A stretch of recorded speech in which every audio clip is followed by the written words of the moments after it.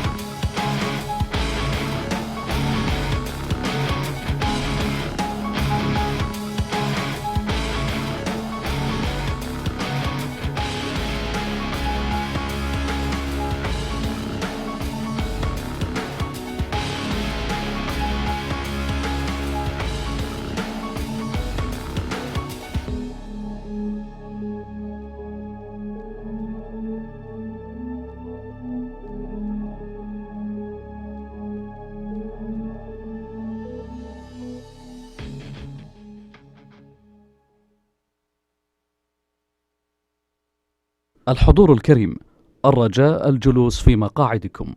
البرنامج سوف يبدأ الآن. Ladies and gentlemen, please take your seats. Our program will now begin.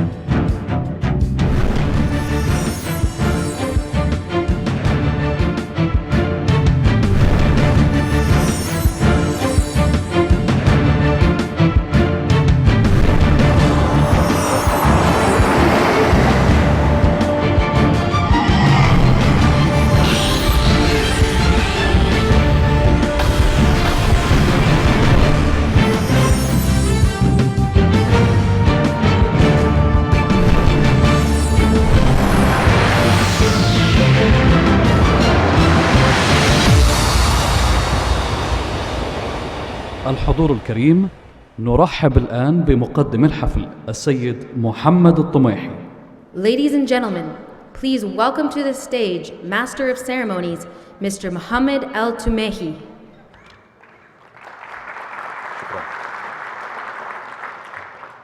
السيدات والسادة ضيوف منتدى التنافسية الدولي 2016، أهلا بكم. سيركز المنتدى على مدار يومين على القطاعات التنافسية ذات التأثير المباشر على التنمية الاقتصادية والبشرية، قطاعات مثل الرعاية الصحية والنقل والتعليم، تكنولوجيا المعلومات والاتصالات والسياحة وغيرها من القطاعات البارزة. لدينا 12 جلسة نقاش، 9 كلمات رئيسية، 5 ورش عمل والمزيد من الفعاليات التي ستنطلق بعد قليل بمشاركة فاعلة من عدد من أصحاب المعالي الوزراء والسفير الأمريكي في المملكة بإدارة مقدم برنامج هارد توك على قناة BBC السيد ستيفن ساكور. فأهلا بكم.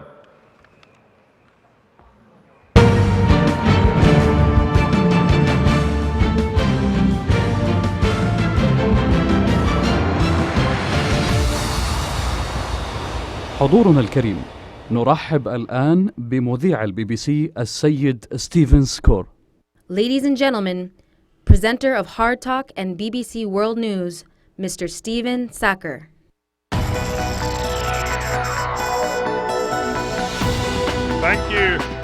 Thank you, Excellencies, ladies and gentlemen. Salaam alaikum, sabah al khair. I'm Stephen Sacker, and I'm going to be your host and panel moderator this morning. Let me invite onto the stage all of my panelists. So panelists, please do take your seats, and I'm going to introduce you in just a moment. We have a fantastic opening panel session for you, ladies and gentlemen, as you will see as our panelists make their way to their chairs. It is a great pleasure for me to be introducing and directing the first panel session at this 9th Global Competitiveness Forum. And ladies and gentlemen, please do sit down. I first came to Saudi Arabia some 2.5 decades ago as a BBC reporter. This is my second visit, can you believe? Only my second visit. And so much has changed in this country over 2.5 decades, it's actually quite hard for me to grasp the extraordinary degree of change and growth in this country. But these are very difficult times. Certainly in terms of the economy here, there is one overriding story right now, which we're all aware of, and that is the plunging oil price. But more than that, this country is also at a crossroads in terms of its determination to transition to a competitive 21st century diversified economy. We know that the Deputy Crown Prince is determined to change the way this country does its economic business, and change comes with difficulties. I actually wanted to begin by just reading to you the first line of The Economist magazine's cover story on Saudi Arabia. This just from a couple of weeks ago. For years, The Economist opined, Saudi Arabia seemed inert, relying on its vast oil wealth and the might of its American patron. But now, a sandstorm of change is rousing the desert kingdom. That, ladies and gentlemen, is our theme this morning. Change. A sandstorm of change, and how Saudi Arabia is going to respond to it. So let me introduce my panel to you. Next to me here on the panel, we have His Excellency Tawfiq Al-Rabi'a. Now, he is Minister of Commerce and Industry. Many of you will know him very well. Next to him, His Excellency Khalid Al-Faleh, Minister of Health and indeed Chairman of Aramco as well. So wearing two very important hats today, we welcome you both. And thank you so much for making time during your busy schedules. Third on our panel, the Ambassador of the United States here in Saudi Arabia. Welcome to you, Joseph Westphal. Thank you for being here as well. And at the end of our panel, a very warm welcome to Deborah Wynne-Smith, who is President and CEO of the US Council on Competitiveness and President of the Global Federation of Competitiveness Councils. So we've got a terrific panel for our opening theme, which is competitive sectors. What sectors here in the kingdom will drive growth and innovation into the future? This, I think, is a great opening to the conference, because it allows us to talk about what will drive transformation in Saudi Arabia over the next 5 years, which I guess is the time frame that the Deputy Crown Prince is talking about. So without further ado, let us begin our discussion. I, of course, am the presenter, the anchor of Hard Talk on the BBC, and I've been asked already by my great panel whether I'm going to have my Hard Talk claws out today. I've told them I'm going to be the pussycat, not the tiger today, but I might change my mind, so we'll see how things go. Also, I should say, as we begin, that you guys can very much be a part of this discussion. I'm going to lead some questions, but we want interactivity. I hope somewhere on the screens we can bring up the email address and the Twitter hashtag where you can file questions, which will come out on this little tablet I've got here. So do feel free to put a question in writing, which I will transmit to the panel, and we'll also have time toward the end for some questions from the floor with our roving microphones as well. So we do want to get your input into this discussion. But let me begin, and if I may, I'm going to start with you, Minister Al-Faleh. I've laid out the big theme, and The Economist magazine did it too. You guys face a whole series of challenges, some would say problems right now, and you have to figure out how to develop a much more diversified, innovative, growth-based economy that is not all about oil. You're the chairman of Aramco, but we need to get away from an Aramco-driven economy. How does Saudi Arabia do it, and what sectors are going to be most important? أولا بسم الله الرحمن الرحيم السلام عليكم ورحمة الله وأسعد الله صباحكم جميعا. Stephen, thank you for the introduction, but I will take exception with the economist's quoted metaphor of a sandstorm. I think we're here in the pleasant time of the year in Saudi Arabia, where we like to use rain as the metaphor, after which we're going to get, inshallah, a lot of prosperity, and the spring is coming up.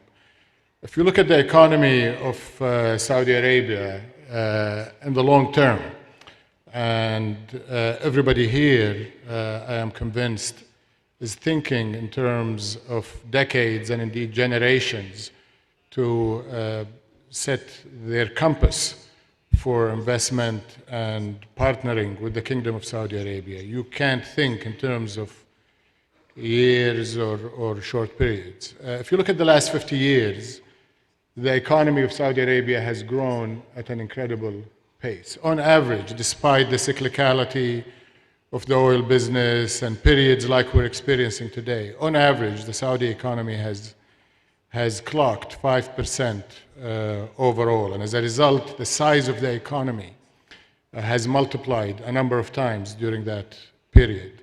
I have every reason to believe that the next 50 years are going to equal or exceed that rate of development. But if I may, Minister, that's largely been oil driven. That's true. That's the next half of my statement, is that it's going to switch from a simple quantitative growth based on commodity export to one that is qualitatively different, that is more evenly distributed, and that is going to mobilize more resources than that of exports of natural resources. So you're going to see the untapped potential of the Saudi people.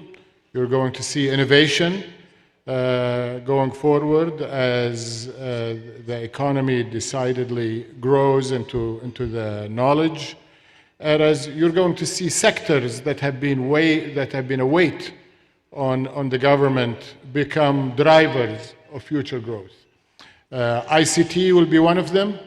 Healthcare, where I have the honor of leading that sector, has tremendous growth as we turn the significant challenges we face and every other developed and developing economy faces into opportunity. Tourism and improving the quality of life. I talked about qualitative elements of our growth story. So tourism and improving the quality of life for Saudi citizens with services, everything from banking to communication to hospitality to transportation. All of these are tremendous. And last but not least is switching more from an export-driven to one that is a manufacturing-driven, export of commodities and commodity-based commodities, if I can call it that, to one where we're going to manufacture more and more value-added and increasingly high-tech content. That is going to require a lot of high-quality jobs, so education and preparing our people to be the providers of these services and innovation will be the next challenge you talked about, but I think it also holds the key for the prosperity that is yet to come. Great. Well, that's a terrific overview for an opening statement. I thank you very much for that, Minister.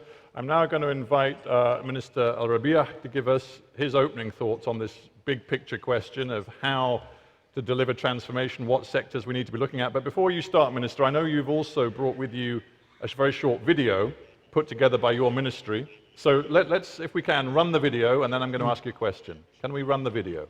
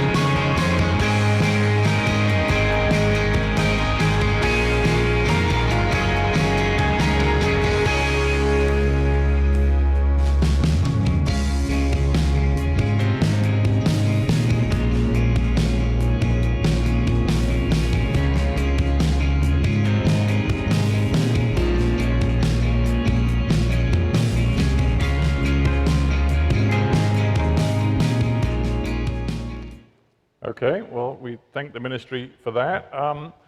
Minister, by the way, ladies and gentlemen, I know the Minister is going to address us in Arabic and in English, but for those of you who are operating in English today, you might well want to use your headsets, which you have with you. Okay.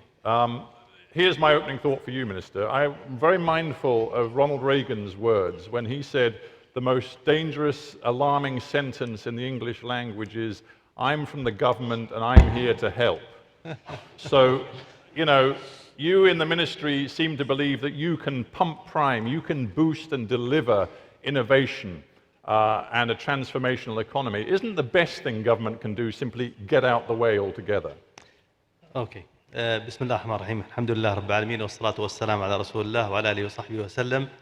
أولا أنا سعيد أني معاكم في هذا اللقاء الجميل وربما يمكن أفضل أتكلم بالعربي، لكن بحكم أن المتحدثين معي هنا يتكلموا باللغة الإنجليزية فاسمحوا لي أن أستخدم اللغة الإنجليزية في أكثر حديثي. ممكن أسوي بعض الترجمة مع أني أعلم أن هناك ترجمة موجودة. Thank you, Stephen, for your comments. It's definitely in Saudi Arabia we are facing a big challenge with the oil prices. Saudi Arabia depends on oil, on its revenue. We know it's about like 80% of our revenue coming from oil. Now the oil prices went down, and I always like to be positive. You know, we all know the Holland disease, and the oil, frankly, brought the Holland disease to Saudi Arabia. You mean the tulips? Yes. Yeah, the great tulip boom and bust. Yeah. Absolutely. So it's definitely a big challenge in how to get out of this kind of, let's say, dependence on oil and be more innovative and diversify the economy. The good news, I see the potential to do that, with the current oil prices, made us really think and serious to take this actions or diversification is as a major goal to achieve in this country. And I'm very optimistic. We have a reasonably good education system. We have good talent. We have to utilize this talent in very innovative way to get results. I see us in the government and the ministry, especially, have to work as servant and facilitators for the private sector to excel. We in the ministry try to be innovative to promote innovation. We try to use technology to bring the best in quality services. In terms of your question, what kind of sectors that are promising, it's very hard to speculate which sectors, but I would add to what Khalid said, that there are many different sectors that are very promising. IT or ICT is very promising. In Saudi Arabia, I see lots of innovation, and we have good connectivity here in the kingdom. So ICT might be one of the sectors that may be or grow in Saudi Arabia. The finance sector is very promising. We have great effort done by SAMA and by CMA, and also the ministry. We are upgrading all of the regulations related to that promote better financing and better promotion and facilitations for companies and the private sector. So the finance sector, I think there will be huge development in the next few years. So we'll see certain development on that regard.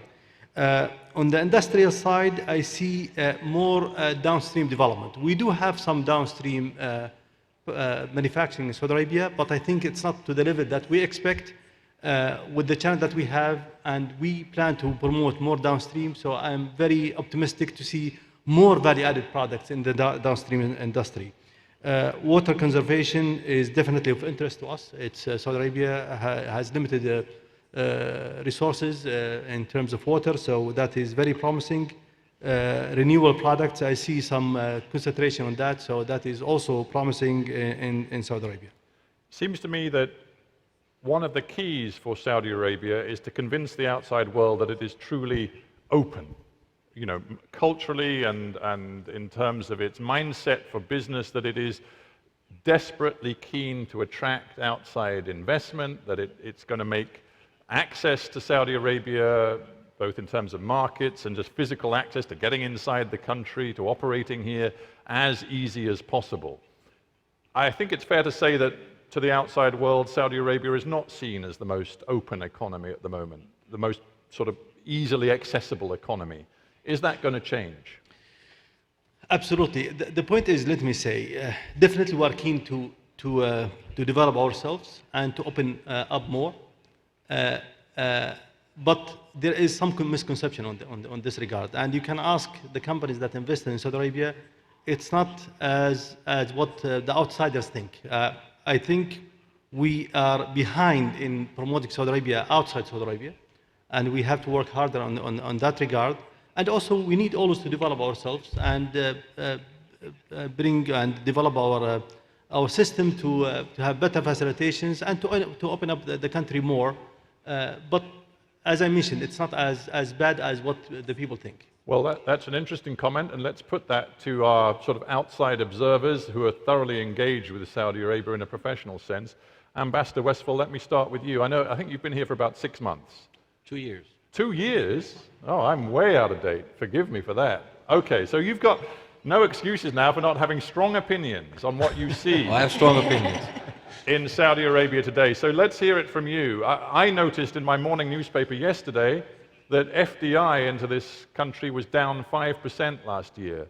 Is that because you think people are losing confidence in the Saudi Arabian economic story? What's going on? No, I don't think so. I think, we're all struggling with globalization and keeping up with the fast pace of economies today. And as you saw, what happened in China just a week ago affected world markets everywhere, even in the most sophisticated markets in the world. So we're all struggling through this. And Saudi Arabia, in my view, is a country that has all of a sudden, very rapidly and very quickly, jumped to be a G20 country, a player in the world stage, a player that is dealing with the superpowers, the US, the Russias, the Chinas, and obviously needs to adapt a government that is capable of managing those very complex issues that we as a country, the United States, your country, Great Britain, has dealt with now for hundreds of years.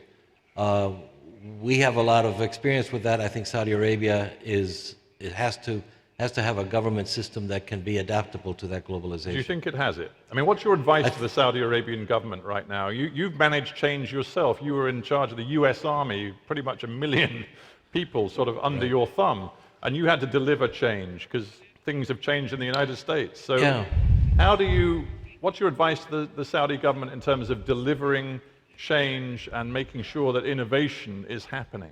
So 3 things I would say. Number 1 is you've got to get the government out of the way. And that is very difficult in a country where the economy and everything is run by the government.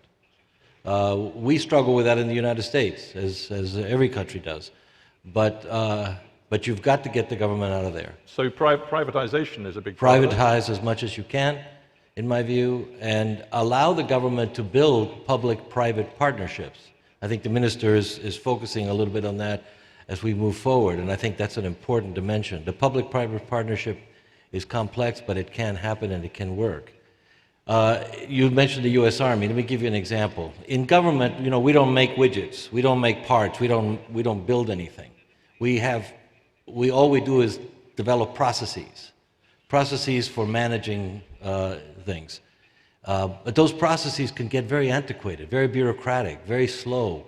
They can hamper business opportunity and innovation. So what we were trying to do in transforming the Army was to change the processes, eliminate the committees, reduce the number of meetings, distribute power. If you have only one person in a ministry, if the ministers here are the only ones that can make a decision in their ministries, it's not going to work for anybody in this audience.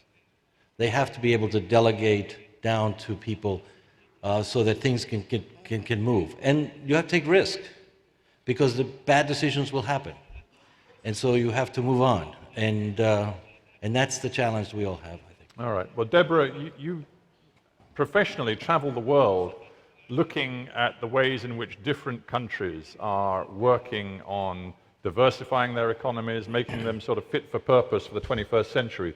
So tell me, when you come to Saudi, do you see a country that is in the forefront of delivering positive change, or do you worry about what you see when you compare it with what you see in other fast-developing, fast-growing economies? Well, Stefan, I've had the opportunity to come to the Kingdom now for a number of years and participate in the GCF, and I want to thank Governor Othman for his leadership in convening this forum on competitive sectors, and also Deputy Governor Prince Saad Al Faisal, who's the partner of the U.S. Council on Competitiveness and actually one of the founders of this Global Federation of Competitiveness Councils. So when you look around the world, what we're seeing is, of course, that everybody's competing for everything, everywhere, all the time. And what's really occurring is an understanding what are going to be the high-value, advanced technological innovation that's going to drive productivity and growth. And we know we have low productivity around the world,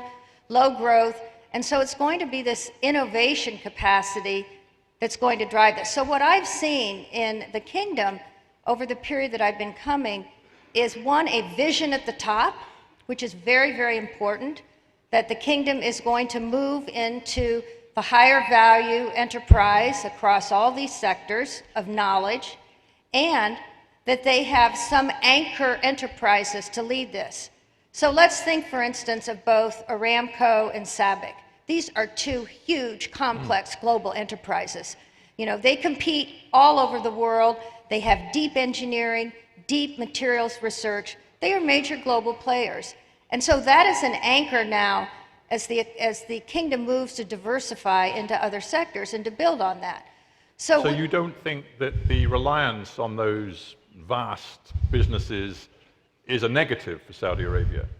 I think it's an asset now to build the diversification, because the capabilities that they have can easily be brought in to broader sectors, from healthcare, to manufacturing. I mean, manufacturing is an area where I think there's tremendous potential here, because we're now in 21st century smart, automated manufacturing, where, using energy in a more productive way is changing everything. So I can see, again, this expertise moving into the economy in a very dynamic way if there's a regulatory environment, a skills development strategy, and the infrastructure to enable that. And those are where some of the challenges are. Well, they sure are challenges. I think, correct me if I'm wrong, ministers, but I think in this Kingdom today, 70% of the population are under the age of 35, and a huge number of them are under 25. So you have got a vast pool of youth who are coming through schooling and who need jobs. And I guess one of the key questions facing you is, where are the jobs going to come from?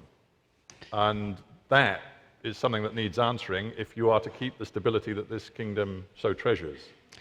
Okay, I do agree. Yeah. But I think we have lots of options that we can activate to create more jobs.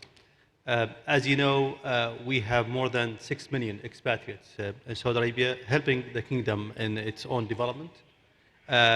If we have try to enforce more Saudis to work many different jobs, especially in the retail sector, I think we will create so many jobs that have not been activated, and that is great potential. That's something that we can activate and readily available. On the other side also, we are trying to develop the private sector through the development of SMEs. We have a new government organization that will be in charge of SMEs. I am chairing the new organization. I know this organization will have eventually great impact to create more jobs and to promote SMEs to contribute to the development.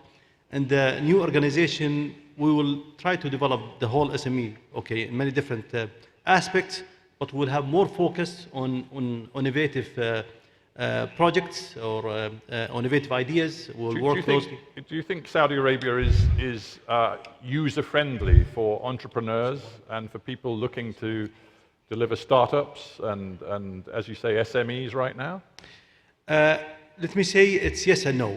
We are good in certain parts. We need to improve in other parts. We do not have yet regulations that focuses on SME development, and that's what we plan to work on with the new organization. I think we have lots of thoughts and ideas that definitely will support SME development. All right. I think, Minister, you also wanted to come in on that, and then I've got a question from Twitter that I want to put to you. But well, I wanted first to go to what Deborah said about Aramco and what Aramco has been doing. A few years ago, when oil was 110 and people thought it was going to continue to go up, and of course we knew otherwise, having been in the industry for 80 years, we identified, as we reformulated the Saudi Aramco strategy, we identified two key risks.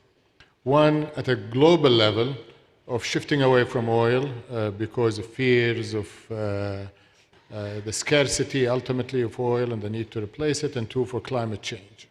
And the other risk that we identified is what you've been alluded to, Stephen, which is over-reliance of the nation on oil resources. So our technology, our strategy had a big component of it, which is technology investments. We have in every continent, every corner of the world, technology, collaboration technologies to support our major anchor centers here. And one of our drivers is to make petroleum more environmentally friendly, more sustainable, and more acceptable to societies going forward. And that is touching in every aspect of science. The other aspect of our strategy, which we accepted as a main pillar, is that Saudi Aramco is going to be an engine for a transition away from itself. In a way, we wanted to build strong bridges to get the nation off its dependence on oil. So jobs was an immediate priority.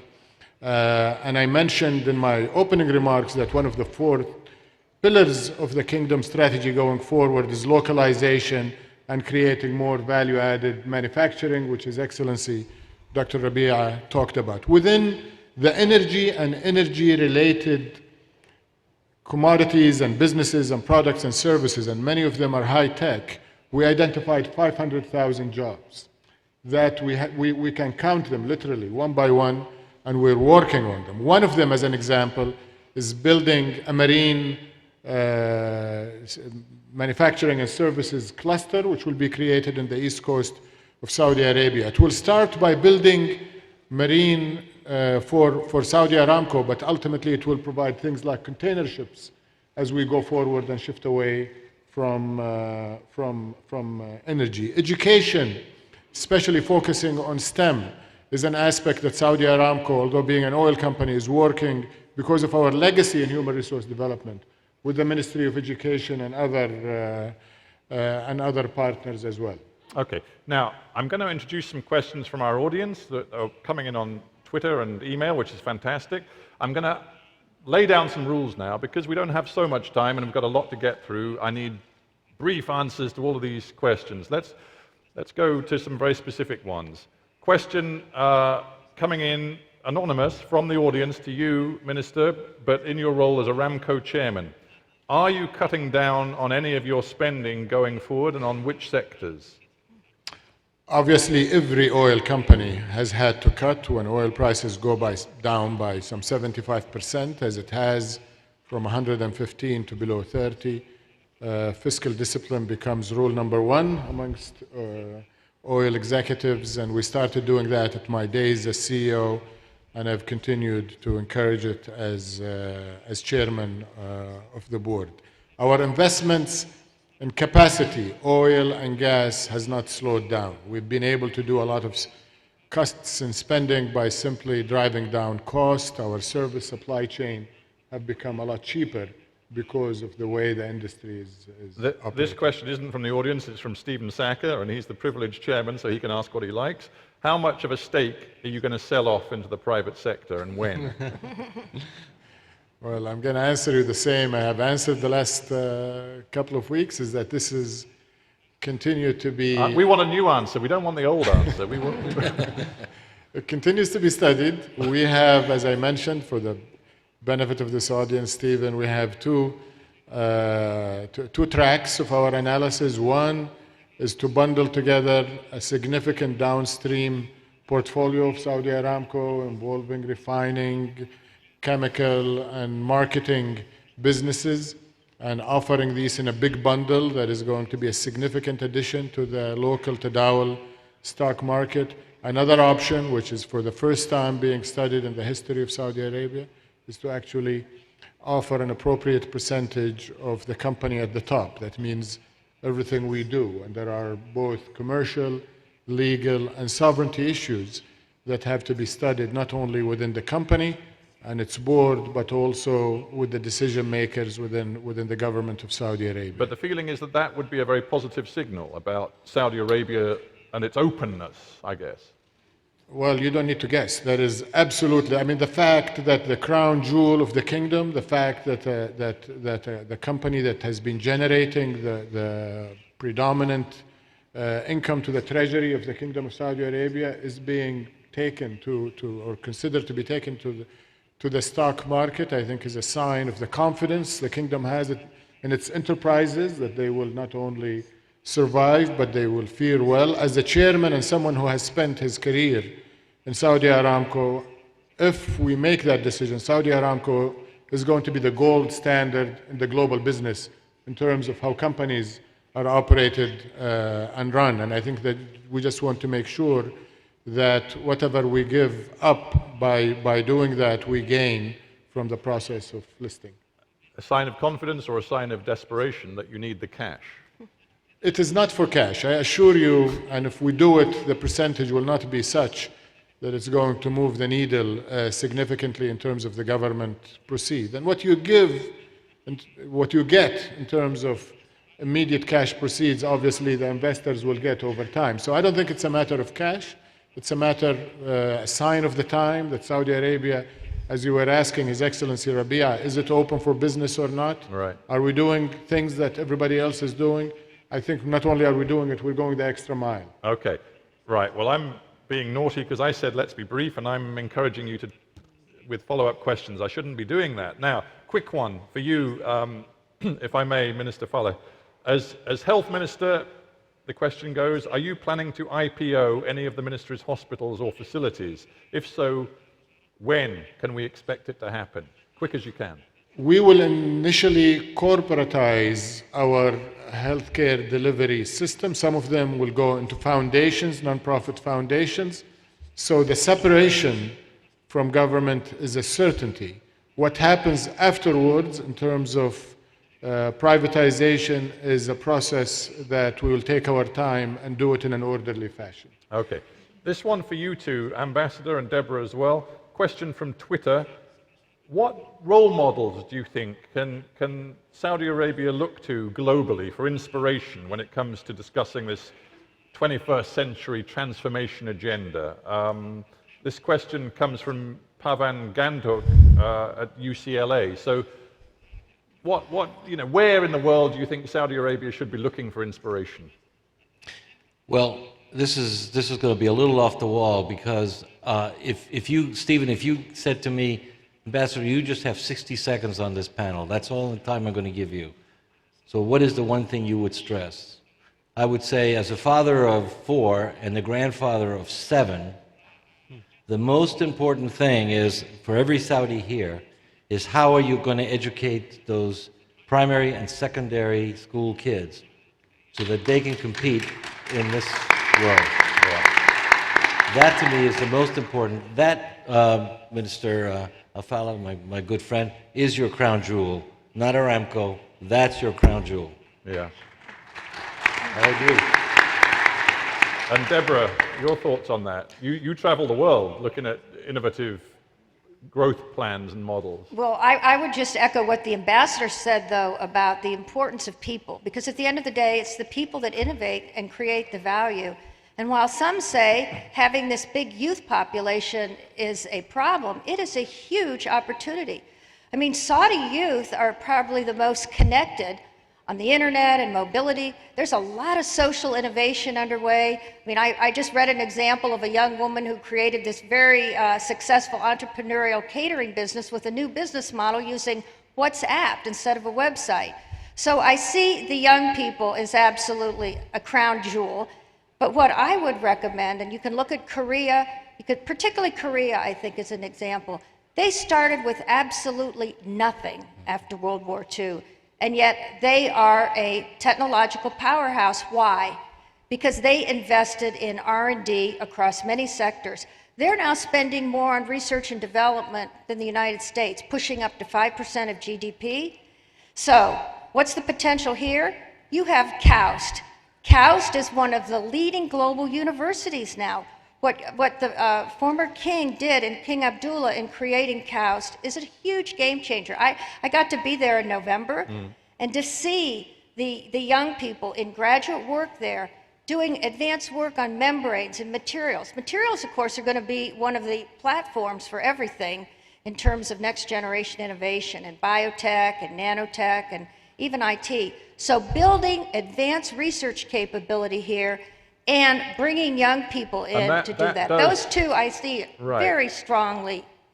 And that, when you talk about KAUST, you talk about a crossover and a partnership between academia, private sector, public sector. You do need that sort of mindset of openness, of imaginative thinking, of being prepared to sort of break the mold. You know, God knows that's what we saw in Silicon Valley, and we still see in the United States. For all of its problems, it has people who are prepared to break the mold.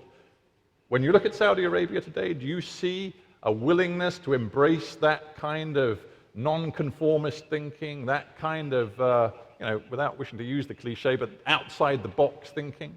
Well, I certainly see some imagination. And I think one place where it needs to be unleashed, of course, are the women entrepreneurs. And a few years ago at the GCF, when the theme was entrepreneurship and awards were being given, I think 5 or 6 out of 10 were given to women entrepreneurs who were doing very creative things. So again, how you link in the education system and this environment for innovation, creativity, imagination, but it has to be coupled with some R&D capability at the frontier. I'll give you another example at KAUST. Dow Chemical. They could invest in research all over the world. Lockheed Martin, General Electric. Why are they putting advanced research capability in that university? Because of the people and the capacity. I mean, they have one of the most advanced supercomputers there. That's unbelievable. So there's great potential. I'd like to see 5 KAUSTs all over Saudi Arabia, not one. All right. Listen, I've got loads more questions coming in electronically, but I want to take a couple of hands up just because it's nice to mix up the digital questions and the hands up questions. So if we can get roving microphones, there's a gentleman there who's got his hand up. So sir, stand up and we'll get the microphone to you. Just tell us your name and give us a brief question because we've only got about 6 minutes left. Sure. Basil Al-Gharaini, BMG Financial Group. Very brief statement. I think one of the drivers for growth for the next 5 years will be through consolidation. Right now, we are engaged in 2 major transactions in the healthcare sector, trying to merge polyclinics and small hospitals in Riyadh and Jeddah. At the same time, we're also working on the food sector. My question to Mr. Falih and Mr. Rabia, what are you going to do to make the mergers and acquisitions in Saudi Arabia easier and more efficient to stimulate that growth? Okay, thanks for the question. Which minister would like to take that one? So in healthcare, I didn't mention, part of our strategy is that the participation of private sector in provision of healthcare will more than double in the next 5 years. This will be accompanied by overhauling all of our regulations that govern how the private sector will participate. So we're not going to launch for the foreseeable future any new hospital. We'll finish what we have in our pipeline in terms of projects, and then we will give opportunities. But our standards of quality for private sector will also increase. So the doubling is not going to come with no cost. And I think as we raise the standards, only highly qualified providers, which will probably need scale, So I think that will lead in the area of consolidation. Okay. With the new company law, there are more facilitations to promote consolidations and acquisitions. Also, we are trying to promote acquisition M&As through SIDF for manufacturing companies. We are studying financing acquisitions and M&As or mergers and acquisitions through giving loans to manufacturing companies to promote more consolidations, which will make our manufacturing companies in a stronger position. We have other regulations that may support also consolidations and acquisitions. The valuation authority that we have that was created recently help also to bring more professional valuations for companies in addition to all kinds of valuations that also will support M&As. Okay. Thank you, Minister. One more from the floor, and then I've got a couple more, and then we're going to have to wrap. But you, sir, again, if you wouldn't mind, just introduce yourself and a very quick question, if you would. Yeah, right. Thank you very much. My name is Ehsan Bouhulega. The question is, do we have a roadmap to be more competitive? Because as we know, many countries try to transform. Very few are successful. In that way, to be more competitive so we can substitute our imports and promote our exports. Thank you very much. So, a clear roadmap. Is there one? There's a lot of talk, but is there a clear roadmap? Okay. Both ministers looking like they want to say something, but not quite sure who's going to speak first. No, definitely. To make Saudi Arabia more attractive, we have to be more competitive. There is great competition among different countries to attract more investments and to promote also local investments. So part of our mandate is to be more of real facilitators, to have better regulations, better procedures within the government. I know Sagia is working on a plan to even more make Saudi Arabia more competitive. We definitely support this plan. I know they have the plan and different projects to achieve that target. Hopefully, with the new enthusiasm to have more transformation into Saudi Arabia, this will be part of the new transformation project. I have a question which, in a sense, is connected. I'm not going to ask you on the panel to fix the political security problems of the Middle East. We don't have time, apart from anything else. But I am going to ask you this. Do you think there is a danger that all of the planning right now that's going into transitioning the Saudi economy, making it more diversified, more efficient, more innovative, could it be blown off course in a very big way by the degree of turbulence, instability in the region as a whole? Because frankly, Saudi Arabia cannot ring-fence itself from the troubles of this region. Well, let me answer for the ministers. I'm not sure an American should be doing that. It doesn't necessarily look good. I've got their authority and permission to do that. No, seriously, as a practical experience in the United States, some of the best times to make change, global competitiveness requires change, serious change, change in culture.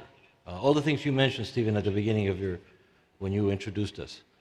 The best times to do that are these times, when oil prices are down, the budgets are tough, when there is problems of security and instability in the region, when the world is going through a lot of turmoil. This is the best time to make the tough decisions because the people out there, the Saudi people, understand that something has to change. Good times, nobody wants change. That's well put. Interesting point. Deborah? Quickly? And the U.S. Council on Competitiveness was formed 30 years ago when we had our issues with Japan. It was exactly why we formed a council of CEOs and university presidents, labor leaders to deal with what are going to be our productivity drivers. How are we going to maintain our prosperity? So I see, on the economic side, this is a tremendous time of opportunity to really leapfrog. And the governor last night talked about the quantum leaps. Well, this is the time to do that.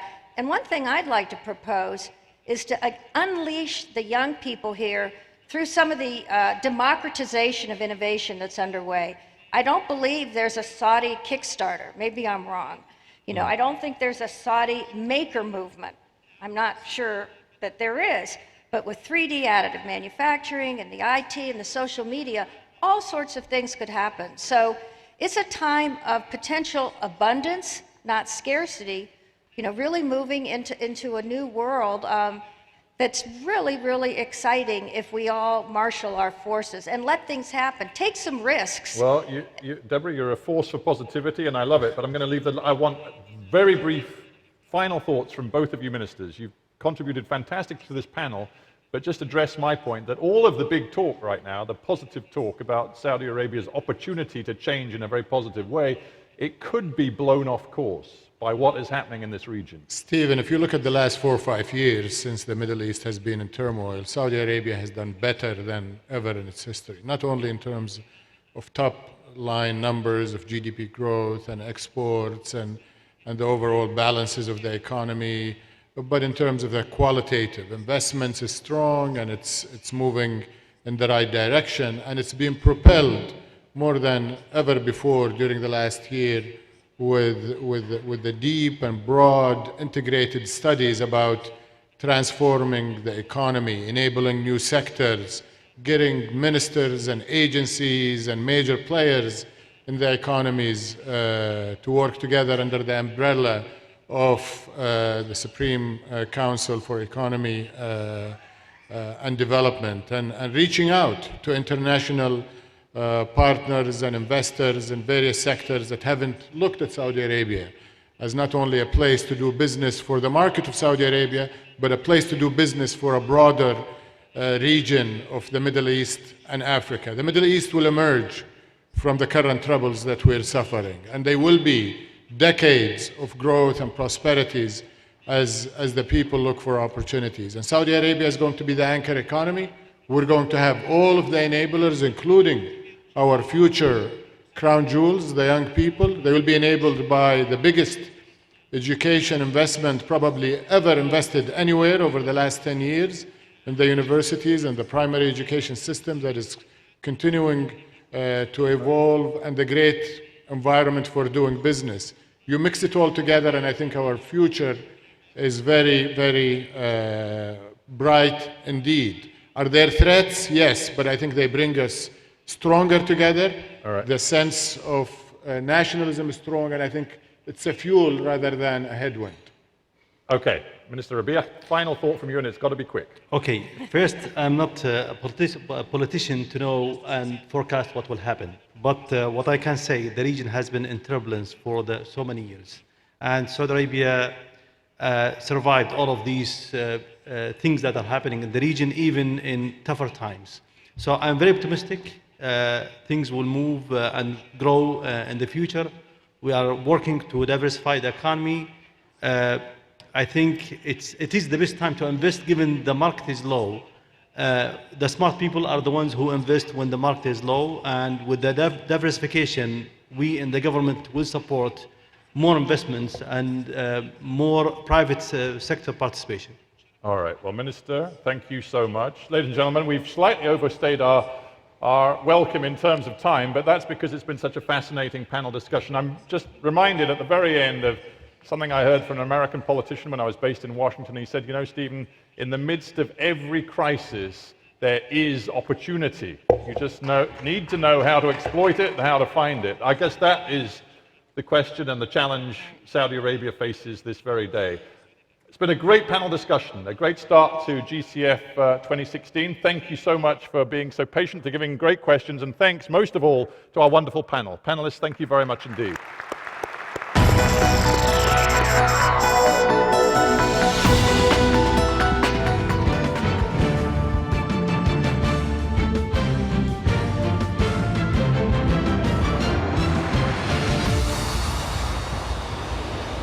حضورنا الكريم، نرحب الآن بالرئيس ورئيس مجلس الإدارة لشركة لوكهيد مارتن كوربوريشن ميرلين هيوسن.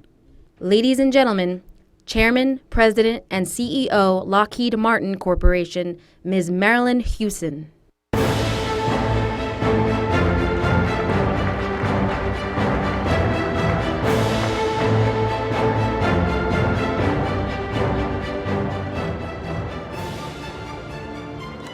Thank you very much. I'm honored to be here for this year's Global Competitiveness Forum, and it's a pleasure to be among so many distinguished guests and friends. Lockheed Martin and Saudi Arabia have been partners in progress for more than half a century, ever since the Kingdom purchased its first C-130 Hercules transport aircraft in 1965. Today, Saudi Arabia is home to one of the largest fleets of Hercules airlifters in the world. And they continue to operate these capable aircraft for a variety of critical missions, such as providing humanitarian support to those in need. As we've worked together all these years, the Saudi economy has undergone significant transformation. And in the process, you've lifted the lives of the Saudi people. Hundreds of thousands of jobs have been created. You've made big investments in critical areas such as education, health, and infrastructure. Vibrant cities and exciting development projects are reshaping the Saudi landscape. More young Saudis are pursuing higher education, including more than 110,000 students who are studying in the United States today. And citizens are more engaged than ever in the conversation about their future. In fact, I've read that the Kingdom has the greatest number of active Twitter users in the Arab world. At the same time, as Saudis themselves well know, key challenges remain. From falling oil prices, to regional conflict, to meeting the aspirations of a population whose majority is under the age of 25. Wherever we're from, we know that young people are the future of our countries and our world. And they deserve a future that is worthy of their dreams. So I applaud the Saudi leadership's commitment to do what it takes to propel the Kingdom forward and to continue to create a prosperous future for their citizens. The focus of this forum is competitiveness, in particular competitive sectors, and how they can help the Kingdom achieve the key goals that it has set for itself, such as modernizing and diversifying the economy, promoting sustainable growth, and creating opportunity and prosperity for rising generations. These are critical objectives, and ones that every country can relate to, as we all strive to put the institutions and frameworks in place to support a competitive economy. That's how we equip our countries, our companies, and our fellow citizens to seize the opportunities for growth. And we're here at this forum as leaders from public, private, or academic organizations. And we know we have much to learn from each other and much to gain from one another's success. We've seen around the world that the aerospace and defense sector has a vital role to play in fueling growth, prosperity, innovation, and security. And I'm proud to speak for the 126,000 men and women of Lockheed Martin when I say that we are eager to play our part in helping the Kingdom of Saudi Arabia reach its goals.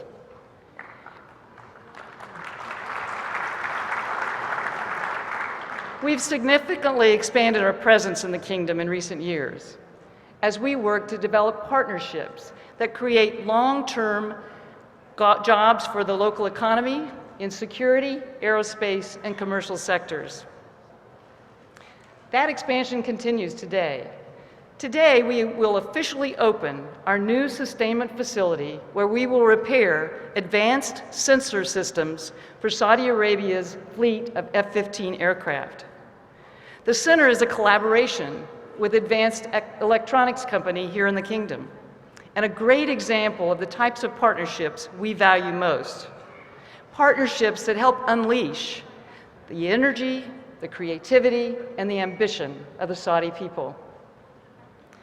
The aerospace and defense sector cultivates highly skilled talent in science, technology, engineering, and math, the STEM disciplines that are critical to innovation. And I believe that innovation is the most important driver of long-term success and global competitiveness. At Lockheed Martin, innovation is at the core of everything we do. It enables us to bring the best solutions to our customers, and it fuels our growth as a company. In fact, the story of Lockheed Martin has always been the story of people looking over the horizon. This goes back to the men who built some of the world's first practical flying machines, like Glenn L. Martin, the Lockheed brothers, and Igor Sikorsky. And it continues today. Innovation drives our business, whether we're tackling complex security issues, warding off cyber attacks, or developing the spacecraft that will someday take humans to Mars.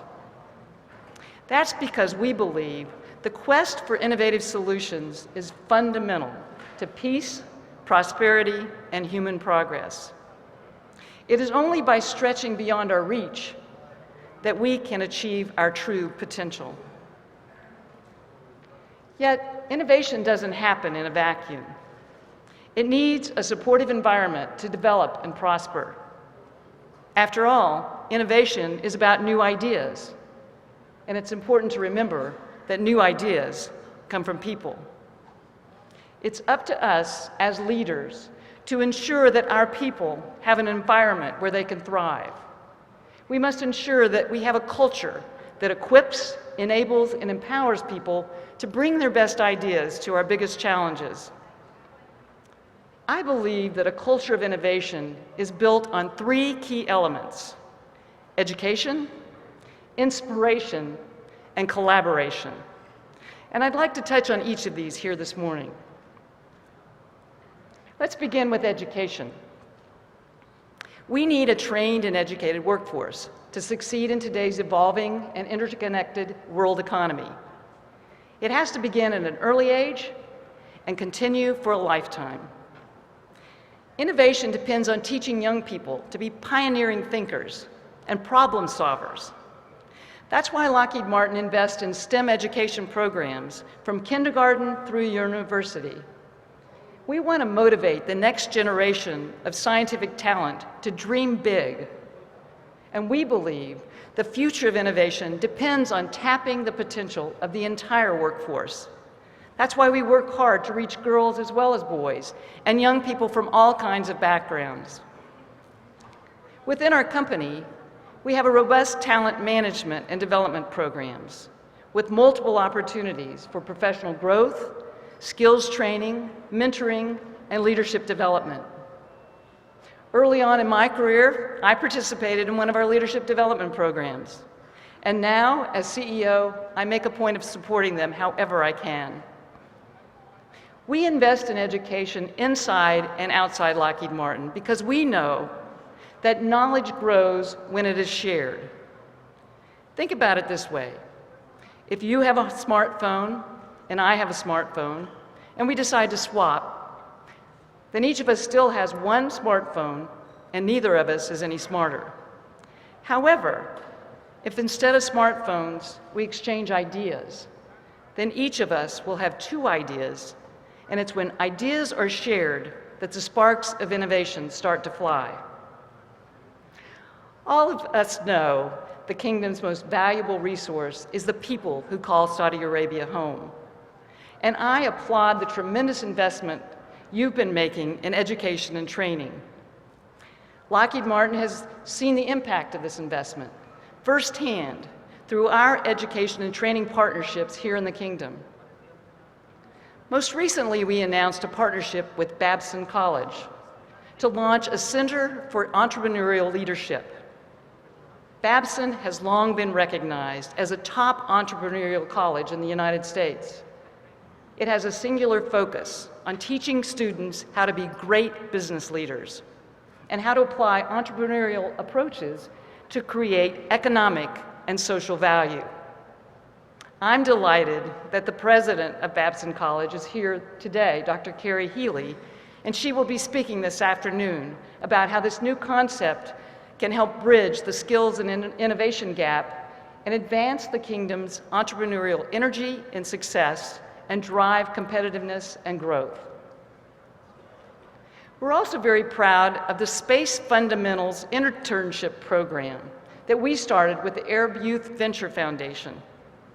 The program brings talented young people from the Middle East to intern with Lockheed Martin's Space Systems Company in Denver, Colorado. They get to meet and work with our engineers. They get classroom education on satellite operations, human space exploration, and spaceflight psychology. And they also get to learn firsthand about civil space programs and operations. It's really been rewarding for us to work with these talented students. And just as it's been a great opportunity for us, it's also been great for the students to be exposed to our industry. One student, named Abdul Aziz Saad Al-Said, participated in the program last year. Before coming to Lockheed Martin, he told his colleagues that he'd never really considered a career in the aerospace sector. Not because he lacked interest, but rather because he really lacked exposure and knowledge. Today, however, as a result of his experience, he hopes to work toward his graduate degree and pursue a career in the space industry. Mr. Al-Said said, in his own words, "Training with Lockheed Martin far exceeded my expectations and forever changed my goals with regards to my personal and professional life. It was an incredible opportunity to meet and make a lasting impression with the top leaders in the Gulf region, which was a very proud moment for me." The more the private sector, government, and academia can work together to educate young people like Mr. Al-Said and show them their potential, the more that we and they will fuel the country's future success. Just as education is the foundation on which a competitive culture is built, inspiration is what transforms ideas into innovation. I believe that the one thing that inspires people more than money, prestige, or celebrity is purpose. Our employees aren't drawn to work at Lockheed Martin because they want to build airplanes and radars. They come because they want to be in a position to safeguard people's lives and to make a positive impact on the world. Giving purpose to what they do means offering rising generations a chance to design a better future. That's what motivates and inspires me, and I'm sure it does you too, to work on something larger than ourselves and to make a difference for our families and the world. Here in the Kingdom, you are well positioned to lead on a host of key issues and to engage the workforce on efforts that will allow us to have a better future for all of us. Such efforts as finding new ways to grow food in the desert, managing precious water resources, or driving the energy technologies that the 21st century demands. When people are inspired by their work, they bring their best to the job. At Lockheed Martin, we see this every day. What that means for us is it improves our innovation, it improves our performance. In 2013, a young Saudi engineer named Al-Anud Musaad Al-Turki participated in Lockheed Martin's high-tech training program. Ms. Al-Turki was the first woman engineer to take part in the program, which is held at our Training and Logistics Solutions facility in Orlando, Florida. She was inspired to participate in the Lockheed Martin program by the unique opportunity to follow her dreams, to better her life, and to develop new technologies to make her nation and the world a better place. I'd like to share with you her words about the program. "This experience taught me something new every minute, whether it be about software or American culture. Everyone should experience something like this. It changes you in ways you can't imagine."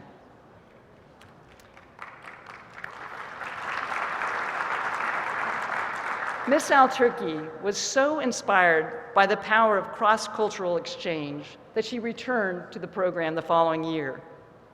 And her contributions enabled an important step forward for Lockheed Martin and our government partner here in the Kingdom. Miss Al-Turki worked with another Saudi engineer named Fatima Al-Sheikh, along with a team of Lockheed Martin programmers. They developed an Arabic sentiment modeling algorithm. Now, this is a tool that enables users to analyze big data and turn the flood of information on the web and in social media into actionable insights. For example, here in Saudi Arabia, the tool is being employed to quickly gather and understand citizens' input and opinions about key policy changes. These are powerful insights as the Kingdom continues to address the needs and desires of the Saudi people. Today, Ms. Al-Turki is the first female premier field engineer at Microsoft Saudi Arabia. Her colleague, Ms. Al-Sheikh, is finishing her undergraduate studies at Al Faisal University and is already employed as a software engineer at Thales. These are both passionate ladies that are working on new technology to improve lives around the world. The experience and excitement that these two remarkable women gained from working with Lockheed Martin has opened doors and jump-started their careers. That's the power of innovation and inspiration at work. The example of working together brings me to the third element of promoting innovation and competitiveness: collaboration. Nothing is more exciting than bringing together our collective ingenuity to solve a common challenge or achieve a shared goal. At Lockheed Martin, we work to promote collaboration in all directions, within our workforce, across our business units, and even with our peer competitors. In fact, one of the things that distinguishes our sector is the way companies involved in aerospace and defense are constantly coming together, each bringing our own unique strengths to create products that are better than any one of us could build ourselves. At Lockheed Martin, we're always looking for partnerships that benefit everyone involved. That's why we are proud to have operations here in Riyadh to facilitate that kind of collaboration that will accelerate job growth, technology sharing, and industrial partnerships in Saudi Arabia. For example, last April, Arabsat and King Abdul Aziz City for Science and Technology awarded contracts to Lockheed Martin for 2 A2100 communications satellites. These new satellites will provide state-of-the-art telecommunications capabilities, including television, internet, telephone, and secure communications to customers across the Middle East, Africa, and Europe. To launch the partnership, our Saudi customers visited our campus outside of Denver, Colorado. It was the first time that the entire team had met in person, and it established a positive and collaborative relationship we needed to be successful. We brought them in for a tour of our facilities, including our laboratories, our research facilities, and to the clean rooms where the spacecraft are built. In the aerospace and defense industry, we're always looking for new ways to use technology to drive collaboration, efficiency, and innovation. One particular technology that the visiting team was excited to experience was our collaborative human immersive laboratory, which is a virtual reality testing site that we use to validate our product designs before the production begins. In this lab, we are able to turn our engineers and technicians into avatars. They can explore inside their designs, they can turn their head and change their perspective, or when they kneel, they can get underneath the product. They can even walk through layers of their design, just like layers of as you look at an MRI or a CAT scan. Thanks to innovative collaboration tools like the Immersive Lab, the project we're developing with Arabsat will not only be one of the most powerful ever built, it will also be one of the most agile. A satellite we launch today can take advantage of tomorrow's breakthroughs. innovation here on Earth can be beamed up to the satellite in orbit. The Saudi team left Colorado with a much fuller appreciation of our collective capabilities, and just as important, a closer relationship with our team. This is the kind of collaboration we strive for with the partnerships that we are establishing in the Kingdom today. In conjunction with the contract for these satellites, our company signed an agreement with Taknia Space Company to create an innovative joint venture here.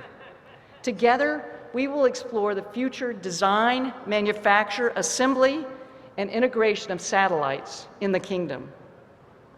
Our joint venture will include a particular focus on developing the educational and training infrastructure to support the talented local workforce this partnership will require. We're really excited about the collaboration like these, which bring the best talent together and enables us to literally and figuratively reach for the stars. These three elements, education, inspiration, and collaboration, will drive competitiveness and enable the innovation that will yield growth, prosperity, and progress. Let me conclude with an excellent example of all these elements coming together across boundaries of geography and culture. As I mentioned earlier, Lockheed Martin has been proud to host an internship program that brings youth, young Saudis and other Arab students who come to the United States to train with us. It's an exceptional program, and we found that we learn as much as we teach. We see that some of our interns really can share with you what they experience. So let me run a video clip here so you can hear it in their own words. My name is Muhammad Shutaifi. My name is Anfal Abdul Rahman. So I'm Faisal Bawad. When this internship opportunity came up, I was like, this is my time to explore and find out what I want to do. And it was like, wow, wait a minute, what's going on? There's a lot that I don't know. And I think I'll definitely pursue something with aerospace because I think it's just, there's so many applications and it seems like it's a great opportunity of progress. One of the motivations that this program made me focus is space system. And I've been in oil industry for a while, but after getting exposed to space system, I think this is what I want to do.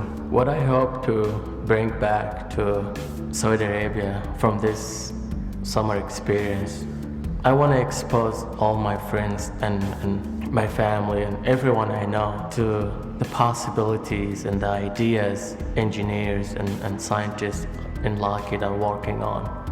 There's just so much to learn. Another component about these internships or collaborations that I see beneficial is a cultural exchange.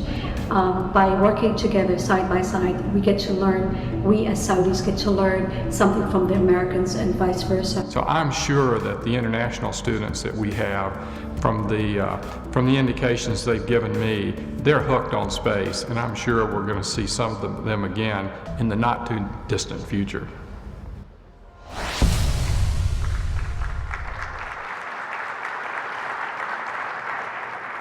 As you can tell, these students are absolutely hooked on space. And I know that there are many more young men and women in this country who share the same tremendous potential. I'm proud to say that Lockheed Martin will continue to work with the people of the Kingdom, as well as our partners and friends around the world, to solve complex challenges, advance scientific discovery, and turn the impossible into the inevitable. Because we know from experience that with an educated, inspired, and collaborative workforce, there is no limit to success. We are honored to partner with the people of the Kingdom of Saudi Arabia today and for many, many years to come. Thank you very much.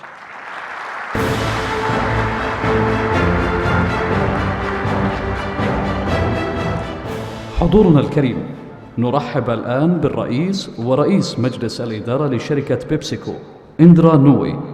Ladies and gentlemen, Chairman and CEO PepsiCo, Ms. Indra Nui.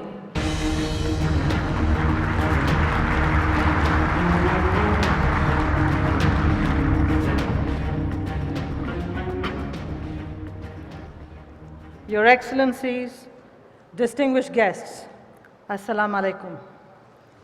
It's an honor to be with all of you here today. And allow me to begin by thanking His Excellency Abdul Latif Al Othman for inviting me to speak to you and for all that he's doing to spur investment and growth across the Kingdom of Saudi Arabia. This forum is one of the most important settings for engaging in constructive dialogue about the Kingdom's future. Over the coming days, you'll be seeking answers to some of the most pressing questions about the Kingdom's economy. And these answers matter to me as someone with a deep affection and appreciation for Saudi Arabia and its people. And they also matter to me as Chairman and CEO of a company that's deeply committed to the Kingdom's success. And I was reminded of this commitment on my last trip just about a year ago. I was here to celebrate the opening of a new PepsiCo plant in Dammam. And as I said at that time, that plant represents the best of PepsiCo. It's a hub for our business, powering the production of some of our most loved snacks, from Lay's potato chips to Doritos, for people across Saudi Arabia and the region. It's a cutting-edge facility, minimizing our impact on the environment by maximizing our energy efficiency. And it's a job creator for Saudis, employing more than 200 people, nearly 70% of them nationals and 20% of them women. 70% nationals and 20% women. And this plant is just one example of how deeply we are investing in the Kingdom's future. The PepsiCo system in Saudi Arabia, made up of PepsiCo and our bottlers, employs nearly 10,000 people. And thousands more sell our products across shops in the Kingdom. PepsiCo alone has invested more than 5 billion Saudi riyals here over the past 5 years, with our total system investments well in excess of that.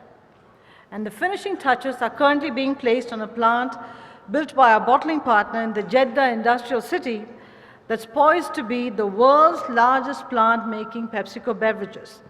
The world's largest beverage plant in our system right here in Jeddah. That's how committed we are to Saudi Arabia. That's how much we believe in the Kingdom's future. But these investments, thank you. But these investments aren't just a testament to the future we are building together. They're also a testament to a long-standing partnership that stretches back nearly 60 years. A partnership built on mutual trust, mutual respect, and mutual interest. Much has changed since the first bottles of Pepsi-Cola rolled down the production line here in Riyadh. Change not just for PepsiCo, but for Saudi Arabia itself. And over the past several decades, we've seen extraordinary growth and prosperity right here in the Kingdom. Even during the 2008 financial crisis, when much of the world was struggling, the Kingdom stood strong. But as we all know, the economic landscape is quite a bit different today. The price of oil has fallen, that's not new news. Emerging markets are slowing down, and instability is racking almost every corner of the globe. So this forum is taking place at an important moment, because the decisions that are made in the coming months and years will shape the future of the Kingdom over the coming generation. And the question that all of us must confront then is, how can we navigate this sort of a landscape? What can each of us, no matter whether we're in government or in business, do today so that we can all thrive tomorrow? How can we work together to put the Kingdom on the path to prosperity, not just over the short term, but over the long term? Needless to say, these are all challenging questions, and I don't have any easy answers. There are no quick fixes or silver bullets when it comes to navigating this economy. But I do have a few observations that I hope will illuminate answers to some of the questions on all of our minds here today. My first observation is about the importance of equipping young Saudis with the skills they'll need to shape the Kingdom's economic future. The French philosopher Auguste Comte once said that demography is destiny. And if that's true, then the Kingdom of Saudi Arabia is destined to be young. More than half the population here is under the age of 25, and at least 4.5 million new workers could enter the job market by 2030. Of course, these demographic trends are posing a number of challenges, but they also represent a powerful opportunity.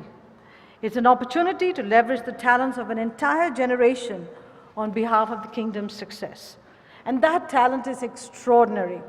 I know because I've seen it. And I haven't just seen it in men, I've seen it in the women too. I've seen it in women like Nora Al-Okhail, a serial entrepreneur whose company Squares Events offers event management services to clients from Saudi Aramco to YouTube.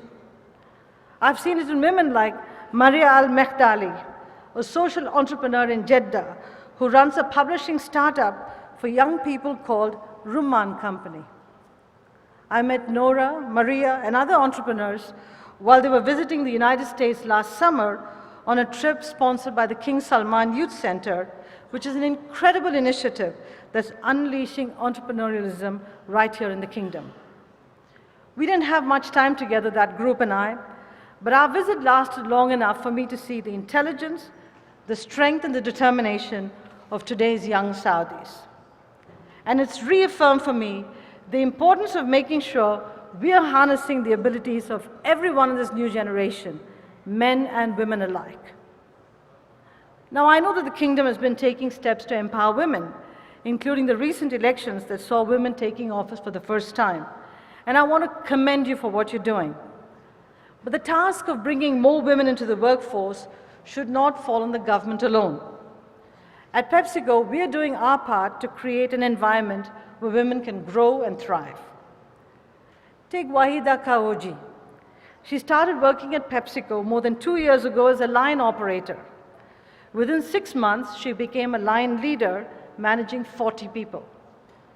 Or take Hind Al-Nofal, who's been with the company nearly 6 years. She's risen to become the human resource business partner responsible for 1,450 people in 3 plants. So whether you're interested in a career in HR or anything else, we at PepsiCo offer a path for you. If you're a woman with a technical degree, we offer you a safe and exciting place to work. If you're interested in manufacturing, you can join Wahida and the more than 100 others in our women-only packaging lines. And if you're interested in sales or product marketing or customer relationships, we also have what we call the PepsiCo Sales Academy, which offers job training at no cost to men and women alike. These are some of the ways we are not just working to bring new people, regardless of gender, into the workplace, but also helping existing workers upgrade their skills for the demands of a 21st century economy. And I encourage every company that cares about Saudi Arabia's future to join us in this cause. Companies like us should be providing the training and tools to build the workforce of tomorrow right here in the kingdom. That's part of what it means to be a good partner, and that's one of the ways we can all work together to put the kingdom on the path to long-term success. So my first observation is about the importance of equipping all young Saudis with the skills they need to compete. My second observation is that in periods of economic challenge, stretching the dollar or the real as far as they go is more important than ever before. And one of the best ways we can do that is by working together, business and government, to leverage each other's investment and expertise to overcome the kinds of common challenges that neither of us can or should be tackling alone. And let me give you an example of what I mean. We have a plant in Aurangabad district in India, which over time became water distressed due to poor agricultural practices. When that happened, the community came to us for help. So what did we do? As part of that community, we knew we had a role to play in addressing this issue. But I also knew that this was not a problem PepsiCo could solve alone. This was a problem that business and government needed to solve together. So we sat down with local leaders to address this issue. We asked ourselves, how do we increase rainwater harvesting? How do we make agriculture more efficient? How can we improve business practices in industry? And armed with the answers to those questions, we leveraged the full range of tools and technologies in our arsenal, and we solved the problem together. The result? Because of the steps we've taken, not just in Aurangabad, but across India, we are now water positive in the country, which means we are conserving more water, much more in fact, than we are consuming. Farmers are not only planting more crops, they're planting them more often, and they're earning more money for their families. And it's not just in India where we're having this kind of impact. Here in Saudi Arabia, we've been working with our suppliers to cut the amount of water in farming practices, saving millions of liters of water from potato farming in 2015. And when it comes to our snack plants, we saved more than 900 million liters of water just last year. That means we're now using 2/3 less water than we were using nearly a decade ago. 2/3 less water. Now I have to tell you, I grew up in a water-distressed area in the south of India. So I understand firsthand how important it is to conserve water. But the truth is, this is not just about saving water, it's about saving money. In fact, as a result of our efforts, becoming more water efficient globally, we saved almost $20 million just in 2014. So this is just one example of ways that those of us in business and government can leverage the resources and know-how of the other to overcome challenges that matter to all of us. So that's my second observation. My third observation is about the importance of building a sustainable economy in the long term. Of course, part of what that means is adapting to a changing economic landscape. And this is something I learned very early in my time at PepsiCo. As some of you may know, this is my 10th year as a CEO of the company, but I actually joined the company 21 years ago. Back in the 90s, I remember watching the kind of snacks and drinks my colleagues were bringing with them into our own meetings. And I noticed that over time, what they were bringing to the meetings was changing. They were in fact becoming healthier. Now, the amazing thing about a company like PepsiCo is that our employees are consumers too. So when I saw that my colleagues' habits were changing, I knew it meant that there was a broader shift taking place in society as a whole. And that's when we said that we had to fundamentally transform our product portfolio. So we set about doing that. And that's what led us to acquire iconic brands like Tropicana and Quaker Oats. Quaker Oats, as you know, is the brand that's been a popular soup ingredient on iftar tables ever since Abu Dawood first started distributing it almost 50 years ago. And that's what led us to form a joint venture with Riyadh's own Al-Marai company and acquire Beatty and Tiba, two of the region's leading producers of great tasting, nutritious milk, juice, and yogurt products. And that's what's leading us to expand our portfolio of healthier products today, from Quaker soups to Sunbite bread snacks to Lay's Forno baked chips. And these are the kinds of investments that are driving our growth here in Saudi Arabia and across the GCC. And these are the kinds of investments that can serve as an economic engine as you look towards new opportunities beyond oil.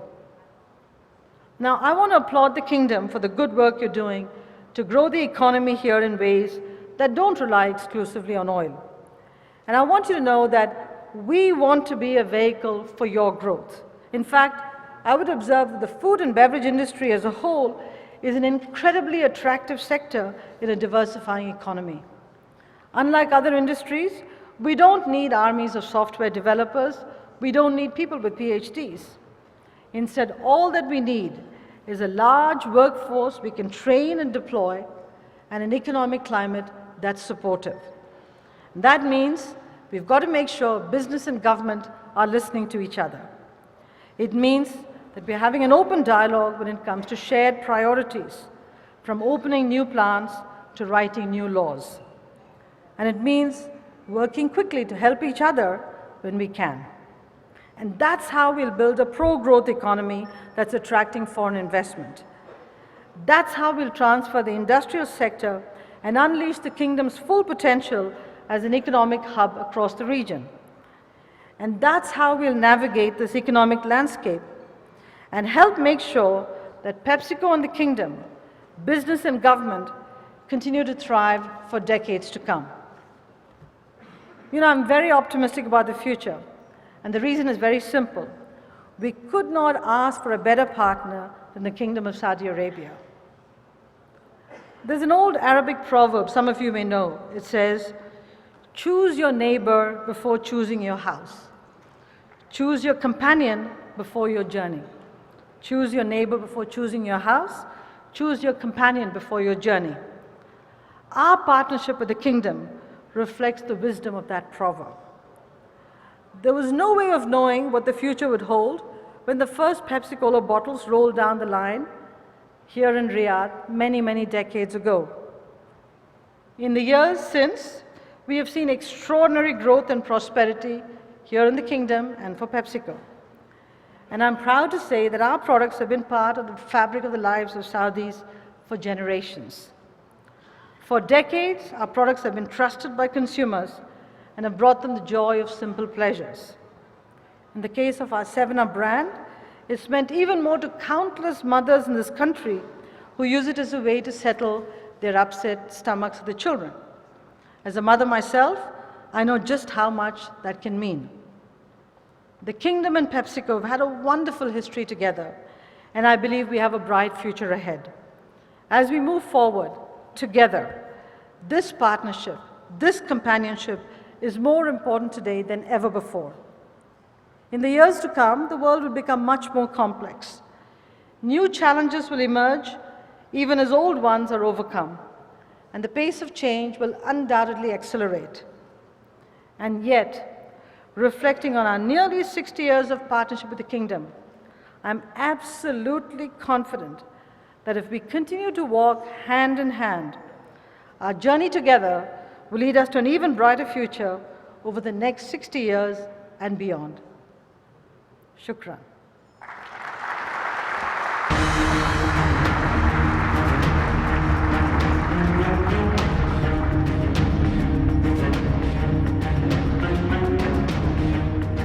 حضورنا الكريم، نرحب الآن بالرئيس والرئيس التنفيذي للغرفة التجارية الأمريكية توماس دونهيو. Ladies and gentlemen, President and CEO, U.S. Chamber of Commerce, Mr. Thomas Donahue.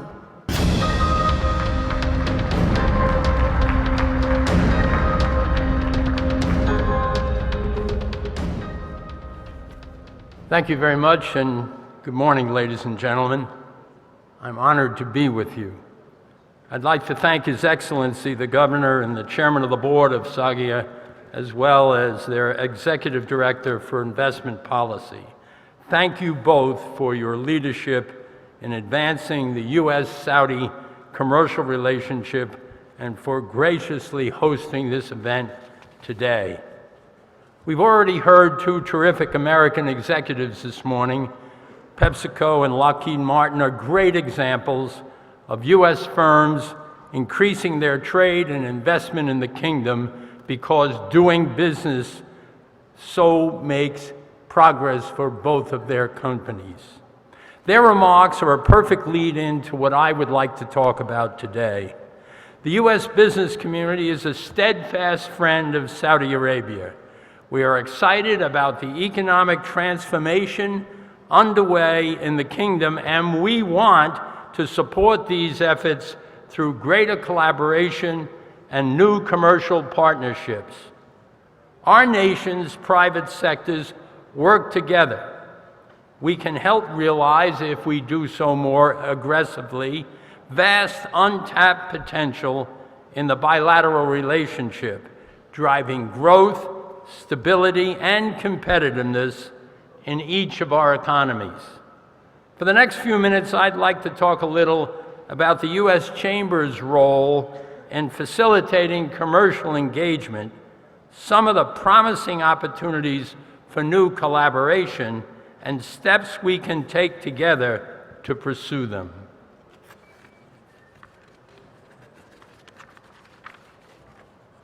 Some of you may be wondering what role the U.S. Chamber of Commerce plays in key bilateral partnerships like the one between the United States and Saudi Arabia. The U.S. Chamber is the largest business federation in the world. We represent the interests of more than 3 million American businesses in the public sphere and before U.S. and international governments. We place such a strong emphasis on global opportunities and competitiveness for a very simple reason. Beyond our own borders are markets that represent 80% of the world's purchasing power, 92% of its economic growth, and 95% of its consumers. With so much at stake, the U.S. Chamber is arguably the strongest advocate in Washington, as well as around the world, for sound, open trade and investment policies. Companies do the deals where there is strong mutual interest, but they must have the right policy environment. They must have reasonable assurances that trade and investment policies won't shift with political winds or be disrupted by events. Otherwise, great potential will be squandered. Our job is to make sure that good opportunities can be seized and potential can be maximized. So to all that share the vision of a broader, deeper commercial partnership between the United States and Saudi Arabia, you will find a steadfast ally in the Chamber of Commerce of the United States. Today, our nations have a solid foundation for building a better and stronger partnership. The Kingdom is already a significant country for U.S. trade and investment. Saudi Arabia is the 10th largest goods trading partner with the United States and its 8th largest supplier of goods imports. U.S. foreign direct investment in Saudi Arabia is well past $10 billion. American companies have long enjoyed mutual beneficial commercial relationships in the well-established energy and security industries. But there is potential for much, much more, especially as the Kingdom transforms its economy from traditional energy sector exports and emphasizes knowledge-based industries that are key to competitiveness.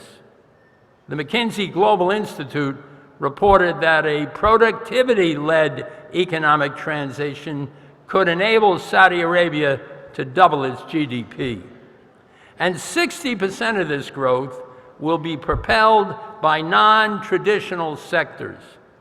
This has U.S. companies taking a fresh and aggressive new look at the kinds of commercial opportunities available here. We want to expand our investment and engagement into healthcare, information and communications technology, renewable energy, and other sectors that support competitive, innovative economies. There are incredible opportunities for competitive American companies to bring their technology, knowledge, and financing to the Kingdom, and to partner with and support key Saudi Arabian companies. U.S. companies can help foster innovation in the Kingdom's knowledge-based sectors and help new, small and medium-sized enterprise blossom. There will be particularly important opportunities for young Saudis as they look to future career opportunities. Creating sustainable jobs in a new economy will not only foster growth, it will ensure stability. It is clear that young Saudis are hungry for this opportunity and preparing themselves for the jobs of the future. Currently, there are more than 100,000 Saudis studying in the world-class U.S. universities, getting advanced degrees in diverse fields such as medicine, engineering, finance, and more. Many of these well-trained students will return to Saudi Arabia not only to enter your business world, but to be your future leaders. By growing our trade and investment relationship, we can help ensure that they have the opportunities and the incentive to invest their talents in training in the kingdom. A talented pool of young Saudi professionals will also be a resource for American companies who are doing business with the kingdom here and across the region. And because U.S. growth is tied to the growth of key partners, Saudi Arabia's economic success is in our fundamental interest. As American companies demonstrate growing interest in Saudi Arabia investment opportunities, the U.S. Chamber has continued to step up its efforts to encourage them to do so. More businesses from America and the Kingdom are good for both of us. We have, at the Chamber, launched a U.S.-Saudi business program and the U.S.-Saudi CEO Summit. The broad objectives of these initiatives are to enhance and deepen the bilateral, commercial, and investment relationships between our countries. In the last 2 months, we have held 2 forums in the Kingdom focused on the healthcare sector, one with the Deputy Governor of Saga, with almost 20 Saudi officials participating from numerous agencies. And just yesterday, we hosted the inaugural U.S. CEO Summit, U.S.-Saudi CEO Summit, with our friends and important partners at the Council of Saudi Chambers. Nothing like it has ever been done in the Middle East before. The bilateral CEO Summit convened about 30 U.S. and Saudi CEOs to discuss practical ways to address key trade, regulatory, and investment issues, which is an important first step to expanding this economic relationship. The CEO Summit began working on some of these issues by exchanging ideas, building mutual trust, and looking for common ground on challenges. We discussed ways to boost bilateral trade and expand commercial partnerships. And we laid the groundwork to address specific policy areas, including supply chain development, workforce productivity, improving the business environment, streamlining investment and tax issues, and increasing our collaboration in knowledge-based sectors. The U.S. Chamber and the Council of Saudi Chambers, together with the American Business Group in Riyadh, will work to translate these ideas into concrete policy recommendations that we will share with both of our governments.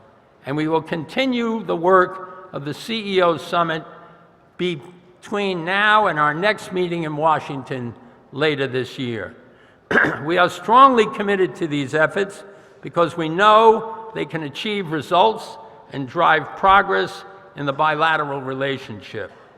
There is no question that U.S. and Saudi companies have much to gain by working together, and that our economies will be strengthened through this partnership.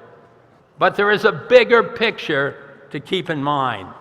The economic partnership between our countries underpins our strategic relationship, and that relationship will increasingly be tested by regional and global forces. As our interests converge in the face of geopolitical challenges, both of our economies must be strong, stable, competitive, and growing. Strategic strength is driven by economic strength. So it is important to always keep the lines of communications and commerce open to work together towards common goals and interests, and the United States and Saudi Arabia share many of them. With the support of our governments and our private sectors, the work of the U.S. Chamber and our Saudi partners will help our countries realize untapped potential for new partnerships and increased cooperation. It can help fuel stronger shared prosperity and greater stability.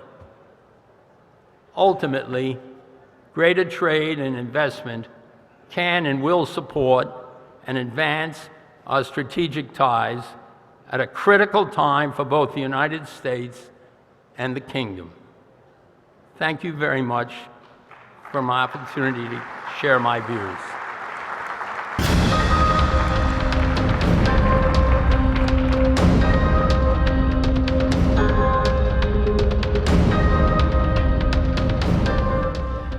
على الرغم من أنه وعد بأن تكون الجلسة الأولى سوفت توك، لم يستطع السيد ستيفن ساكر من منع نفسه من تقديم حلقة من برنامجه الشهير هارد توك.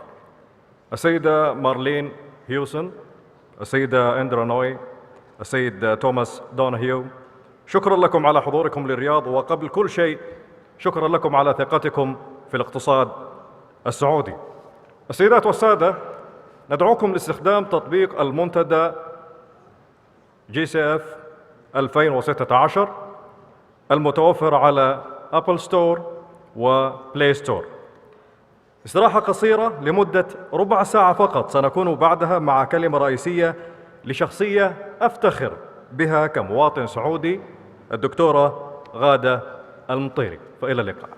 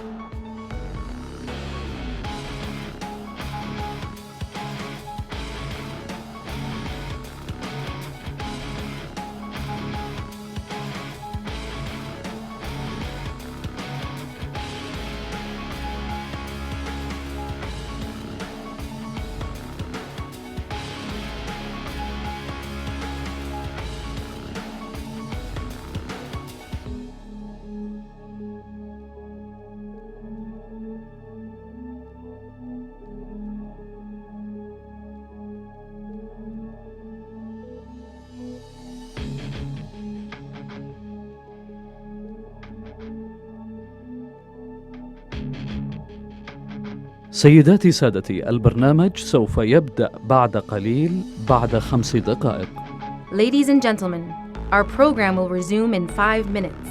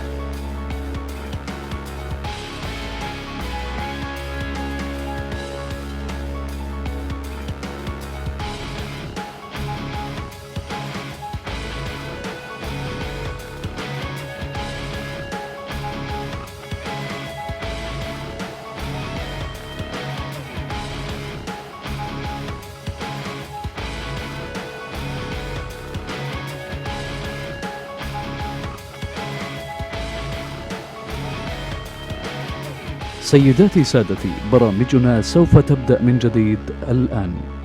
Ladies and gentlemen, our program is about to resume.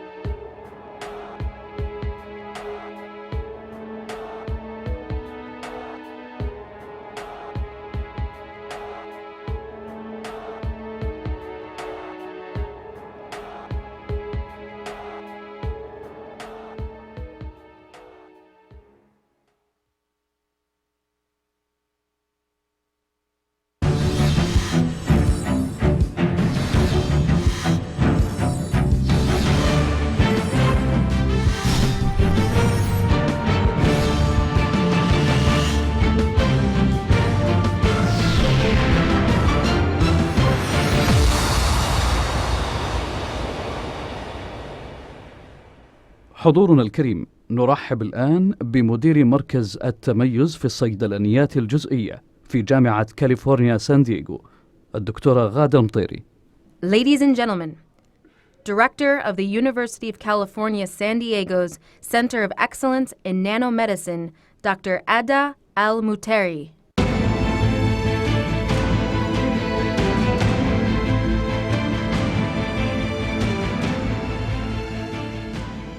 Bismillah ar-Rahman ar-Rahim. Assalamu alaikum wa rahmatullahi wa barakatuh. Good morning, ladies and gentlemen. It's a pleasure to be here at the 9th Global Competitiveness Forum. As scientists and physicians and healthcare providers, we work tirelessly to discover drugs, test them in cell and animal models, and then we go through the treacherous regulatory process to begin clinical trials, which are laborious, time-intensive, very costly, and then we move on to the commercialization of these drugs and diagnostics.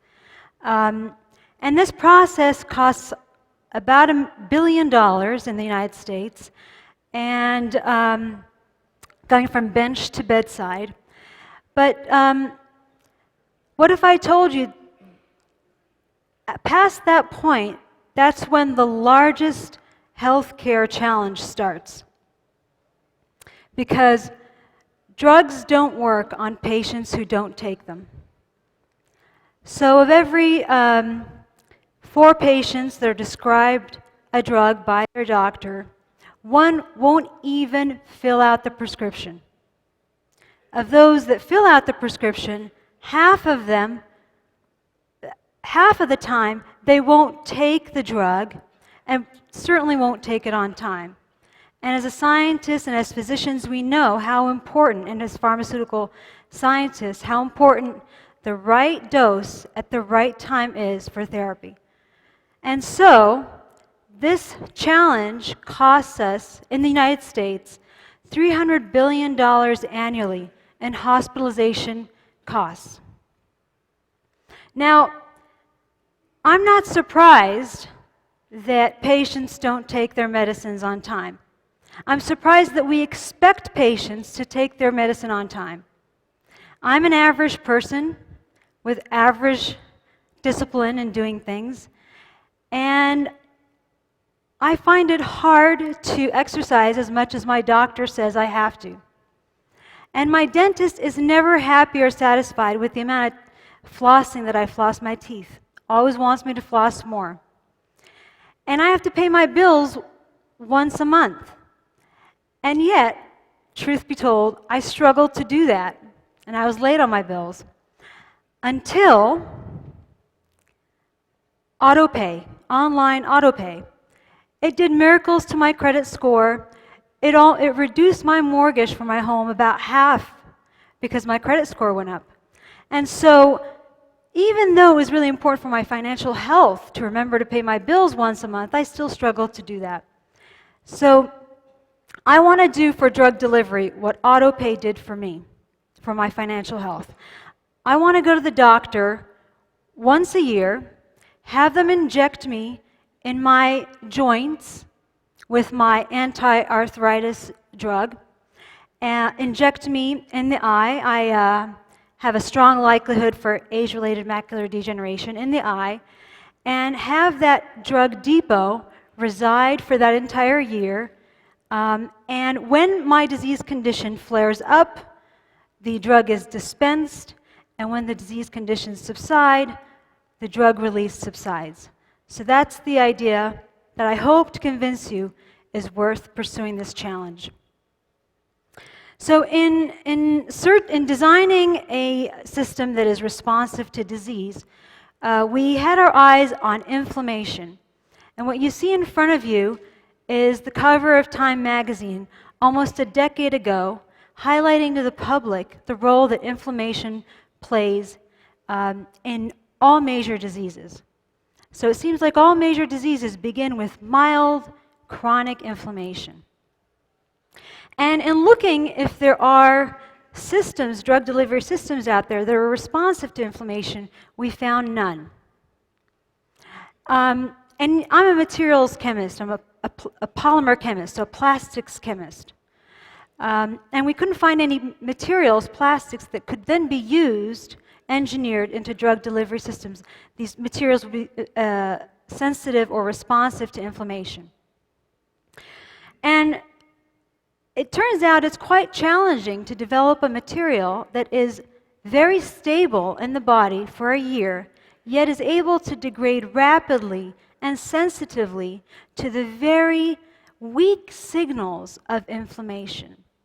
So some of the characteristics of inflamed tissue and chronic inflammation is that there's mildly oxidative stress. So mild buildup of oxidative species and mildly acidic pH. These signals are very weak. So we, as I mentioned, I'm sort of a nanoscale architect and construction worker, and so we began designing these nanoscale materials that you see cartooned in front of you here. And so these are polymers, plastics, built from small molecules, threaded together into large polymers or plastics, and they are designed with chemistry that responds to a particular stimuli. And what's nice about polymers, it's hard to get away from polymers even if your life depended on it. Polymers are everywhere. In fact, we're made out of polymers. And one of the nice properties of polymers is the stunning array of sizes and dimensions that we can process them into. And in this case, we formulate these capsules that you see here, a polymer shell, and within the shell, we can entrap a large array of molecules, biologically active molecules, proteins, DNA, viruses. And when we do that, we essentially turn off their chemistry, their ability to interact with the body and do their therapeutic job, or if they're a diagnostic, we're able also to turn off their ability to signal. And of course, these designer polymers and coatings, on command, we engineer them to degrade on command. So before I go any further, I want to orient you to the nanoscale a little bit. So this is an animation that I'll start, and it's true to dimensions. So for example, the distance between my heart and my fingertips on average is about 1 meter. Our thumb is about 100 times smaller than that, okay? Our blood vessels are another 10 times smaller than that. And inside our blood vessels, we can pack about 100 cells. Our red blood cells, which you see here, are about 100 times bigger than some of these nanoparticles that I'm describing. These are the size of viruses. Now, we wanted to design a system that is stable in the body for about a year, but yet when encountering inflammation, the signs of inflammation, oxidative species, and mild pH will degrade. That's challenging. But what we've done in the past in our center is we've engineered into these polymers 2 mechanisms, 2 approaches, 2 strategies that enabled us to overcome a similar challenge in light activation. So we work on light as an important stimuli or trigger for degradation, especially very benign light, low energy light. And we hit the same problem with that it's hard to develop something that is responsive to that low energy. But the way we did it at that time was through an AND logic gate mechanism. How many engineers are in the room? Okay, great. AND logic gate mechanisms, 2 inputs to allow 1 output. That gives you the stability. Now, the second mechanism that we built in is an amplification, chemical amplification mechanism. When one event takes place, it triggers the release of a chemical that catalyzes a chain reaction that degrades the system. Okay? So, actually, watching is easier than me describing. So watch this short video. So these are the polymers. These are the particles made of the polymer, the designer polymer. When we shine light on it, a photon is captured by one of the molecular entities that then catalyzes a domino effect that degrades the entire strand. You don't need to degrade the whole particle. Just degrading a strand will compromise the particle and allow the payload that's inside to escape. So that's essentially what we do. So this seeing is believing. What you see in front of you are actual pictures, electron micrographs of these types of particles, and this is what they look like when they degrade and the inside cargo is released. Now, our previous work with light-activated systems garnered a lot of media attention because remember, this is a very low energy light. So it was highlighted by a number of media outlets, but one that I'm particularly proud of is that the NIH director, Francis Collins, in his address to US Congress in 2012, highlighted this work as one of the 4 breakthroughs of that year. So we use the same strategy, but this time for inflammation. And we've developed that about 3.5 years ago. It was first published and patented. And since then, we've started using it for a number of inflammatory diseases. And we started with ocular diseases, diseases of the eye. Have you heard? Who's heard of 23andMe? Put your hand up. You can sequence your DNA, and I did that a few years ago. And it turns out that I am 4 times more likely to get age-related macular degeneration than the average person. It may or may not happen, but at any rate. So if you do suffer from age-related macular degeneration, then you have to go to the doctor once a month and have the doctor inject you with this treatment called VEGF trap. This treatment is about 10 years old. It was considered in 2006 one of the top 10 breakthroughs of that year. And it's helped rescue a lot of people from blindness. But still, going to the doctor once a month, to your doctor, and getting that injection is cumbersome. So what if we developed this kind of drug depot where we entrap VEGF trap, which is the breakthrough therapeutic for age-related macular degeneration and a number of other retinal degeneration diseases, into these kinds of capsules, inject them in the back of the eye, and have the VEGF trap dispensed when the inflammation flares up in the eye, and the release subsides when the disease conditions subside as well. So first step is to see if these materials last in the eye for that long, and we color them. These are particles. We color them in red. And they do. They last for quite a bit of time. Almost 70% of the particles are still intact, or the nanocapsules, if you will, in the eye. So what you're seeing in front of you is a look into the eye. Are these particles, these nanocapsules, intact and stable? Because if they degrade too rapidly, we've got to go back to the drawing board. So that was great. Next step was to see the therapeutic outcome of these materials.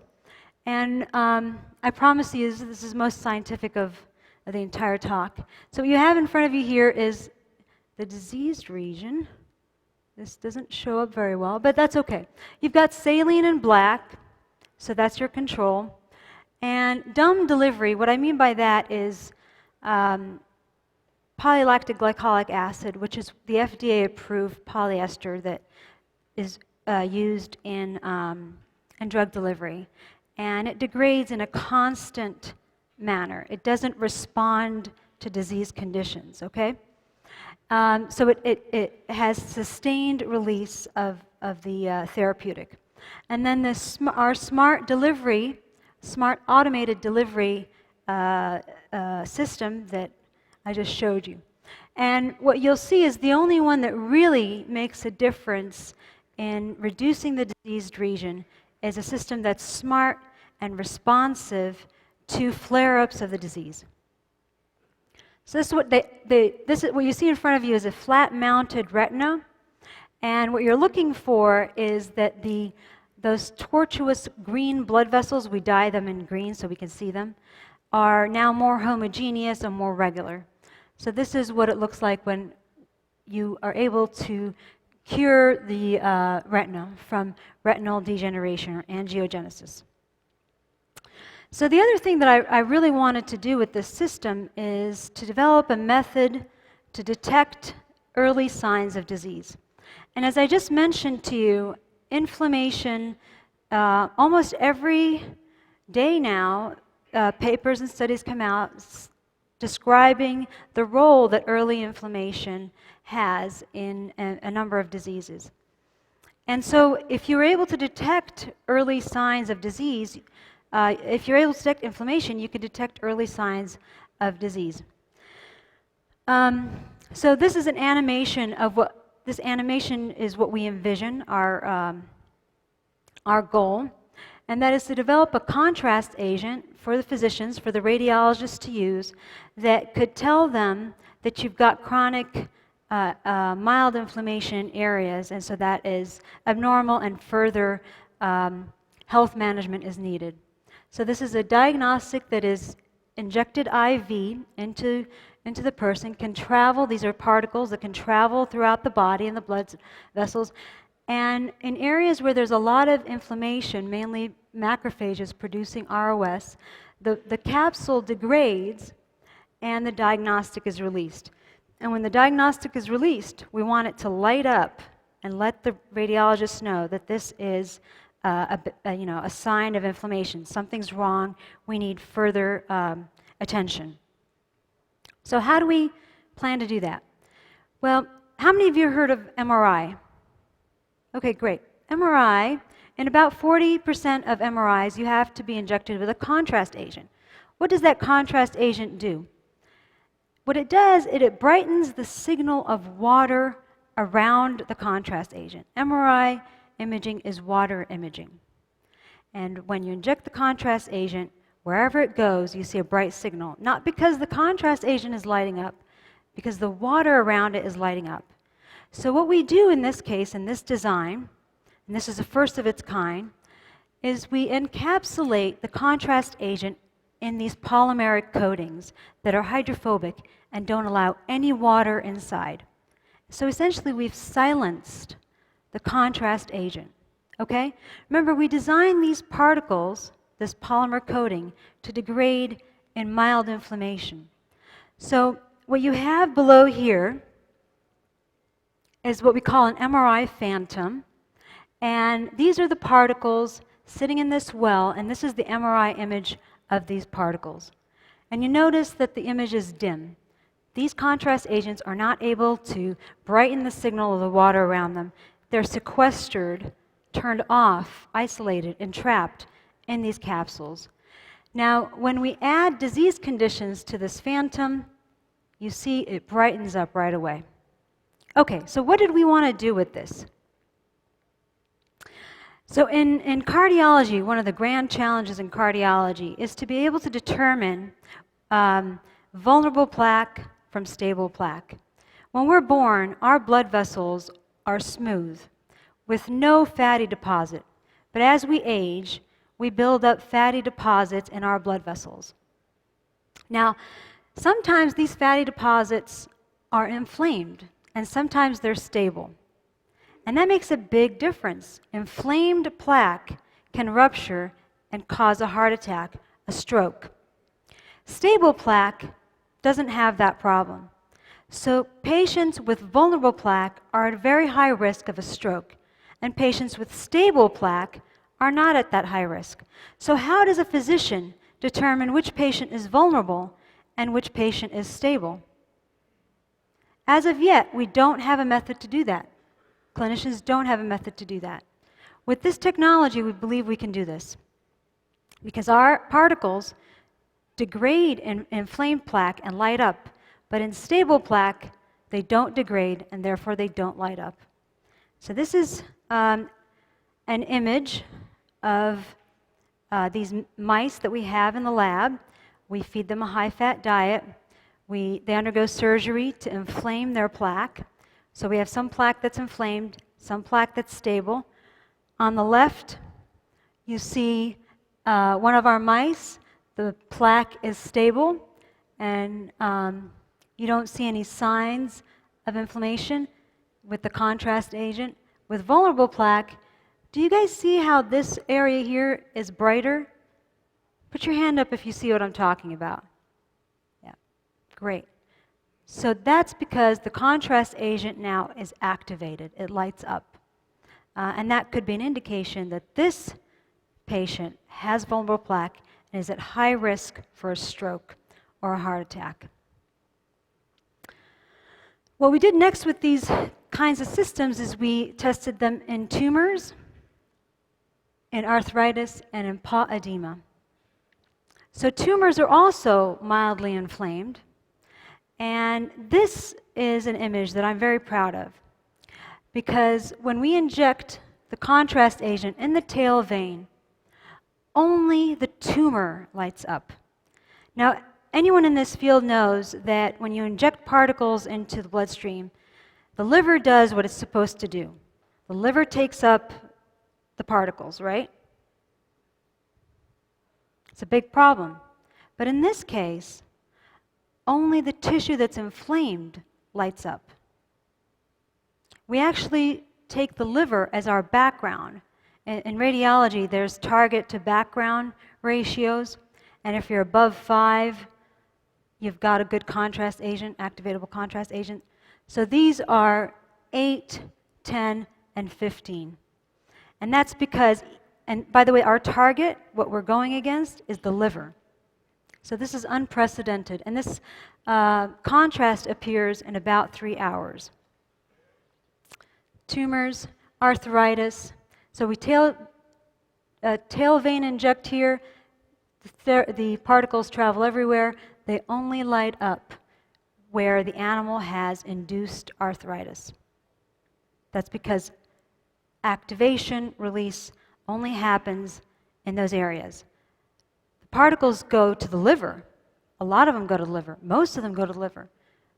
But the particle is stable because of that AND logic gate mechanism. So I want to, I hope I've convinced you today that we can create smart drug delivery systems that take the patient out of the equation. We don't have to rely on the patient. We can develop something smarter that makes the patient's life easier. And that's because I want to quote Buckminster Fuller, "You never change things by fighting the existing reality. To change something, build a new model that makes the old or existing system obsolete." I want to thank you for your attention.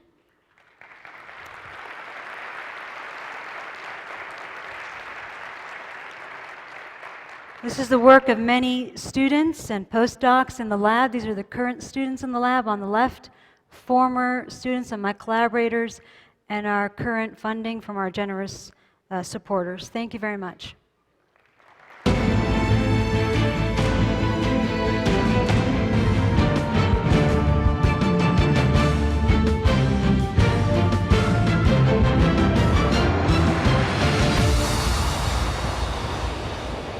حضورنا الكريم، نرحب الآن بمساعد مدير التحرير في رويترز بريكنج فيوز السيد أندرو كريتشلو. Ladies and gentlemen, Associate Editor, Reuters Breaking Views, Mr. Andrew Critchlow.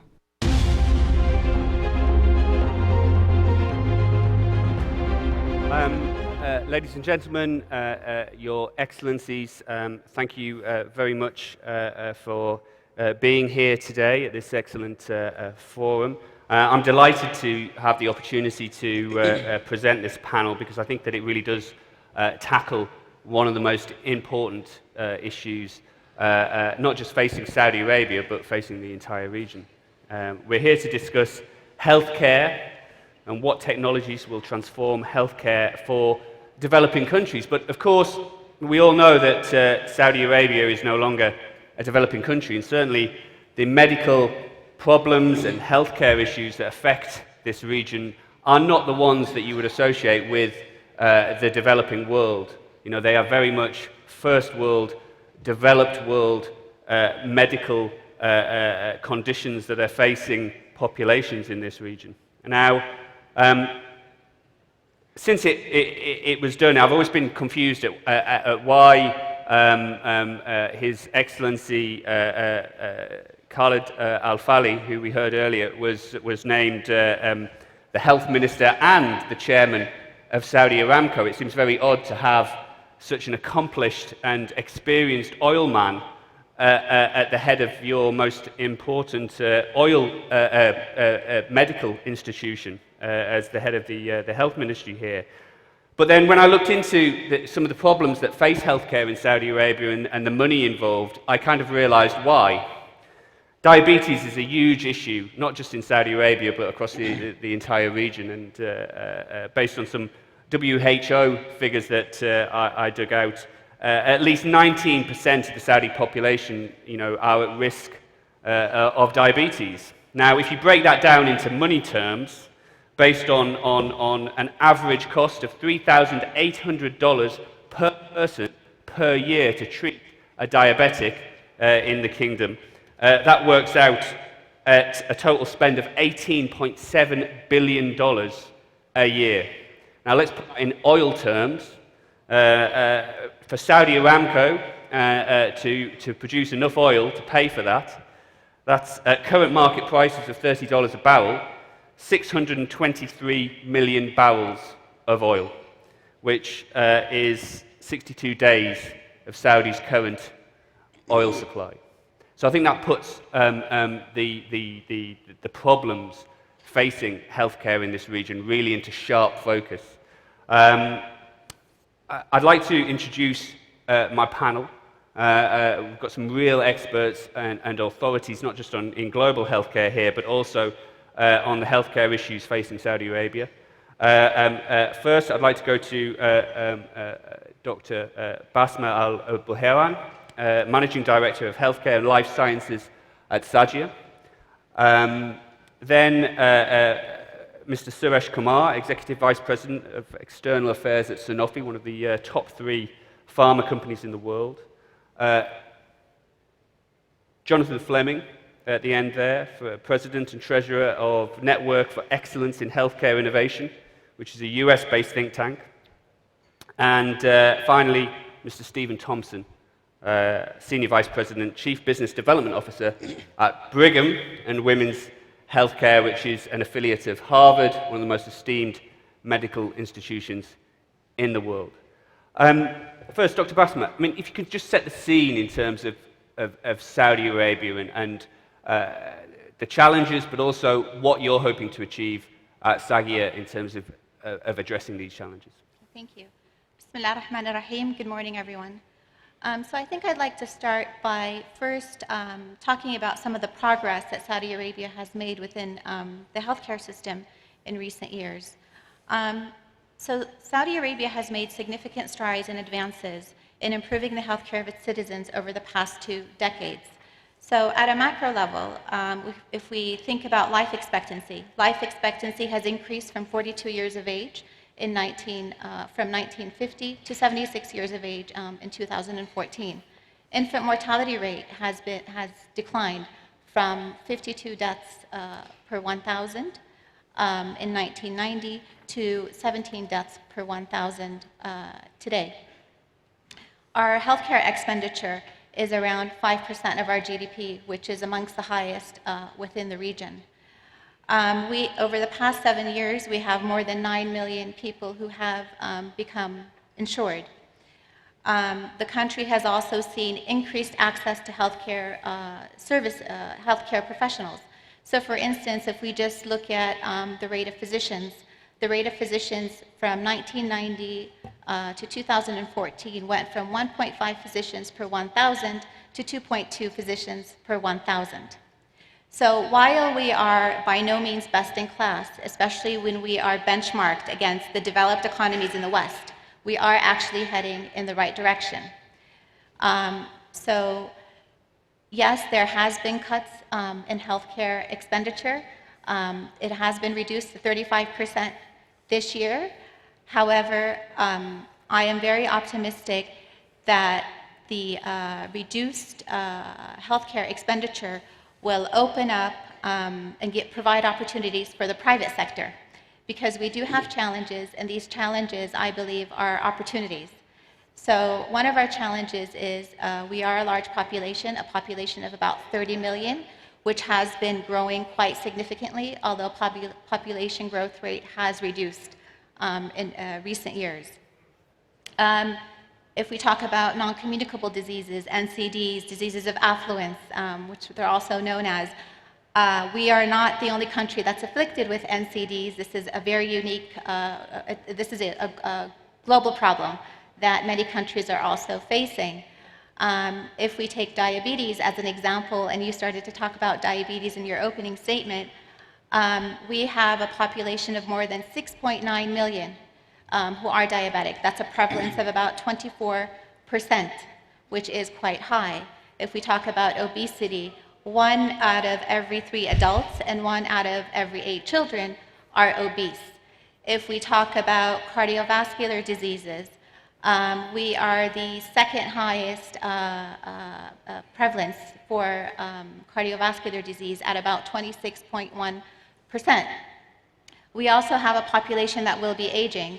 Out of the 30 million population that we have, about 800,000 are over the age of 65 years. In 2020, that population is anticipated to reach 1.3 million. Now, the medical cost for a 65-year-old is up to 16 times that of the average for the entire population. So we do have some challenges. But as I said earlier, these challenges are opportunities. So what are we doing about that? How do we plan to address these challenges and turn them into attractive opportunities? So the Ministry of Health is undergoing a healthcare transformation. And so we at SAGIA are actually working hand in hand with the Ministry of Health to help to support them in meeting the challenges to deliver a healthcare system for tomorrow. And the healthcare investment plan has identified more than 40 opportunities that span across the complete spectrum of healthcare, from medical devices to pharmaceuticals to services to education, worth of about 41 billion Saudi riyals over a period of 5 years. And so the healthcare investment plan is actually part of the National Investment Plan, which is part of the National Transformation Plan. And so we expect that the private sector will be engaged, and the Ministry of Health plans on actively engaging with the private sector in providing sort of new models of healthcare delivery. So currently, the way our healthcare system is set up, about 79 to 80% is provided by the public sector, and that includes the Ministry of Health and the other government facilities. And about 21% is provided by the private sector. So I believe that the share of the private sector is going to increase significantly and dramatically. And so one of the things that we will be looking into is we'll be looking at, if we talk about diabetes, again, or just NCDs in general, we will be focusing on preventive medicine, preventive care, and looking at how technology could be an enabler to that. We will also be looking at moving away from the traditional models of care, so moving away from acute care, episodic care, inpatient care, to more of your ambulatory wellness sort of services, prevention sort of services, mobile clinics.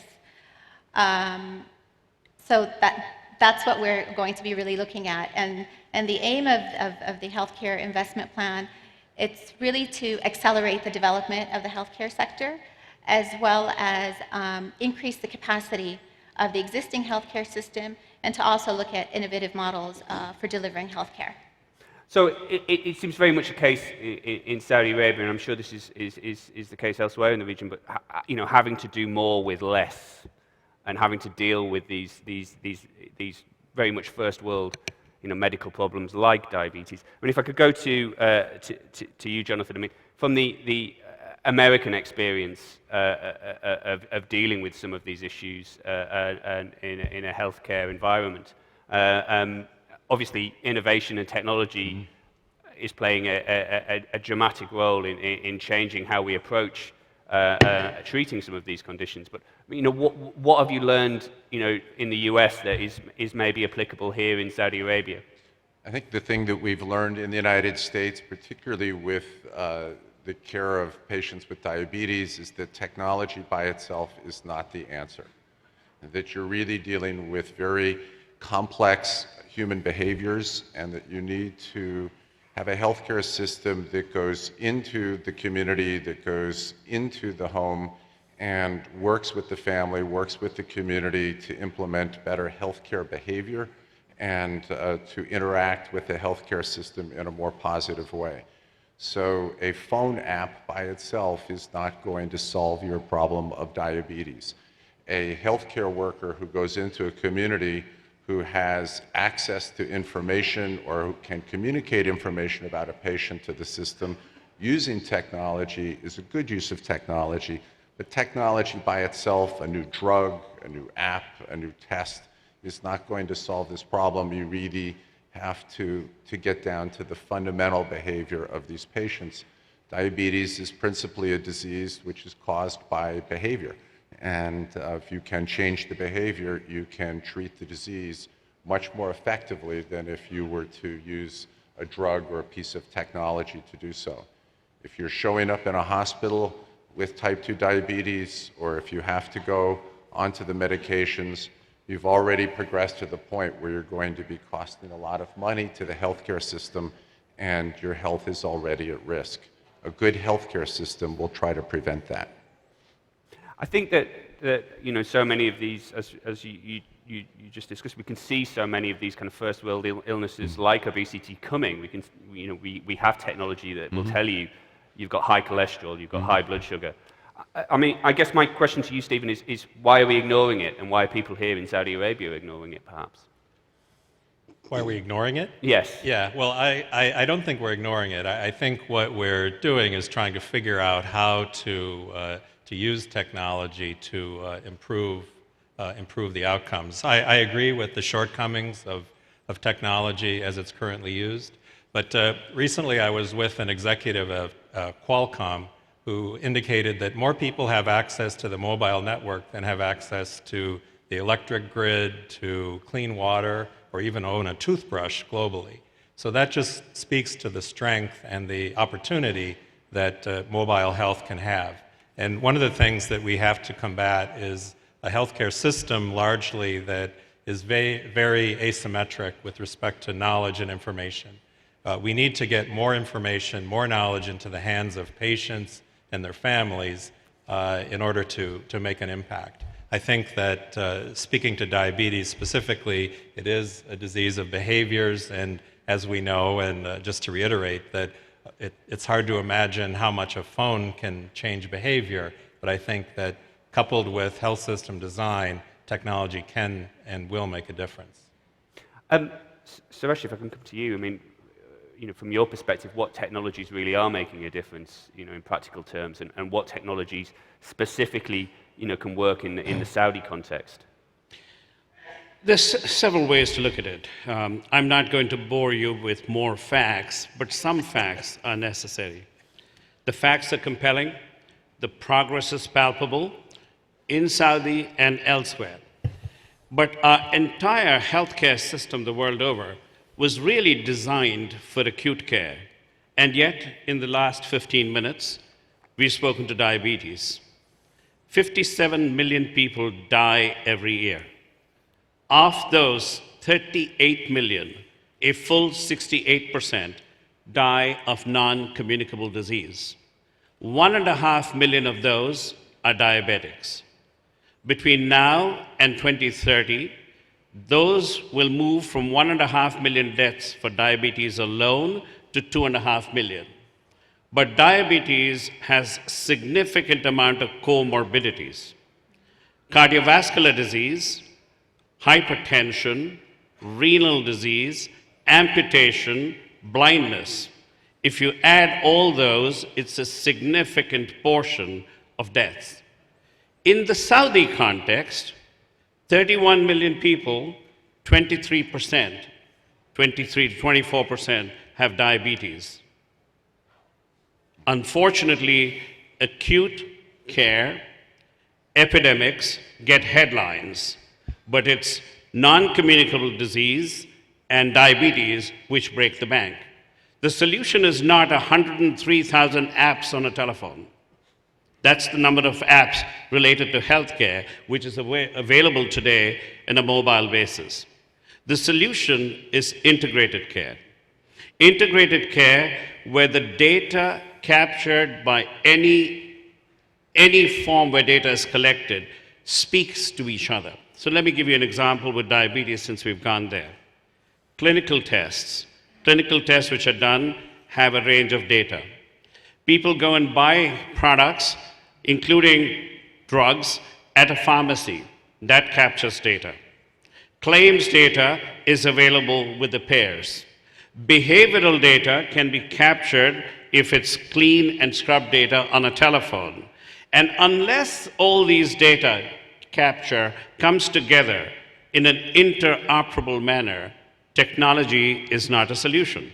Let me give you a couple of quick examples on technology. The basis of technology being used for healthcare is predictability and no variability in data capture. Today, the practice of medicine is still more an art than exactly a science. There is no standard operating process or a standard of care. If you look at it on a Six Sigma basis, barring anesthesiologists who are close to 5.95 Sigma in the US, most medical specialties are approximately at 3 Sigma. That is lower than 4.3, which is the operating efficiency of baggage handlers at airports. Ladies and gentlemen, if you got your bags yesterday, it's a miracle. But science of medicine, the way it's practiced, procedures, delivers less. I think we need to move this conversation to things what can certainly help Saudi or the Middle East, or indeed the rest of the world. The fact is, 2% of the doctors of the world reside in Africa. They're not going to provide all the solutions. The fact is, Saudi needs more doctors or how healthcare is delivered. That's where you use technology. The manner in how to train people, the manner in how to train your surgeons. I saw a facility, to give you one example, in the University of Southern Florida, which trains surgeons. People come here, they operate on a mannequin. Every incision is captured. How long it takes you to make a procedure is noted.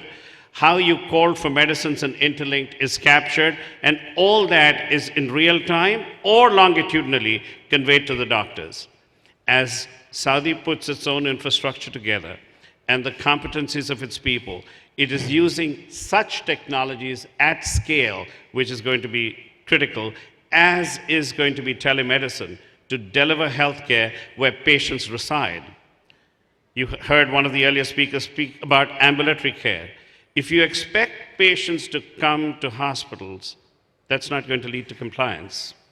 For those of you who are diabetic, if you travel, you need to take a laptop, an iPhone, an iPad, possibly your diabetes meter, and each one of them with different plugs and chargers. You probably need another suitcase. If you are not going to simplify this through interoperability and convenience, compliance will not follow. I mean, how much of that, Dr. Basma, is applicable here? I mean, in terms of the digitization of medical records in Saudi Arabia, I mean, how much are these medical records talking to each other? Also, in Saudi Arabia, it's a very private society, large extended families that tend to probably keep medical issues internalized. How much of a challenge is it actually getting people in Saudi Arabia to go and see a doctor, to go and give this information that can actually, when extrapolated out across millions, save a lot of lives. So I think, so we do have very successful stories of successful hospital information systems. So to cite 2 examples, King Faisal Specialist Hospital and Research Center adopted HIMSS Level 7, and it's the only hospital outside of North America and that has actually achieved HIMSS Level 7, and this was either in 2014 or 2015. And they received HIMSS Level 7 for their ambulatory electronic module adoption. If we take the example of the Ministry of National Guard Health Affairs, for instance, they also have sophisticated hospital information systems. If we also have sophisticated radiology systems, and those could be leveraged to provide care.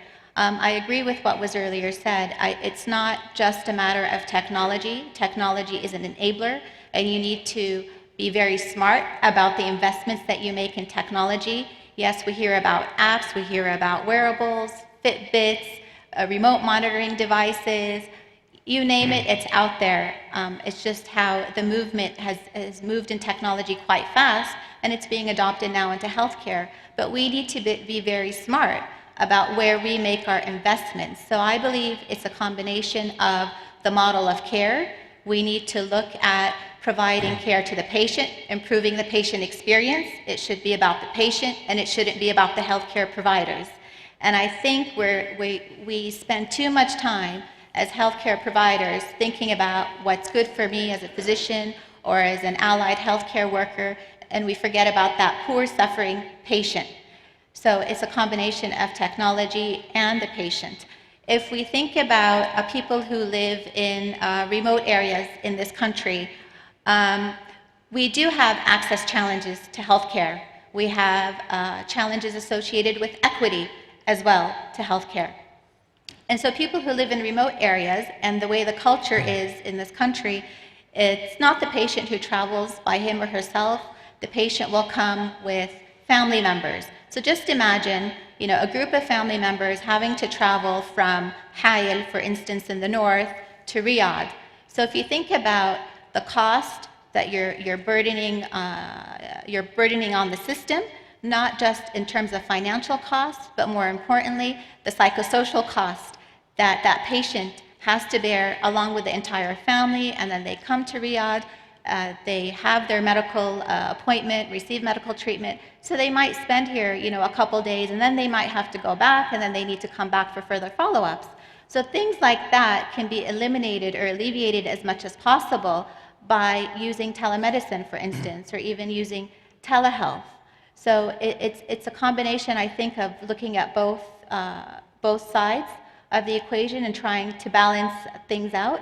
Is that being offered in Saudi Arabia at the moment? I mean, are there any companies offering telemedicine, mobile clinics that are traveling around the kingdom into remote areas?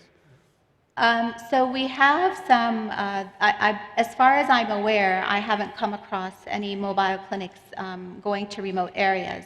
But if we take mobile health, for example, yes, there are so many apps that are out there.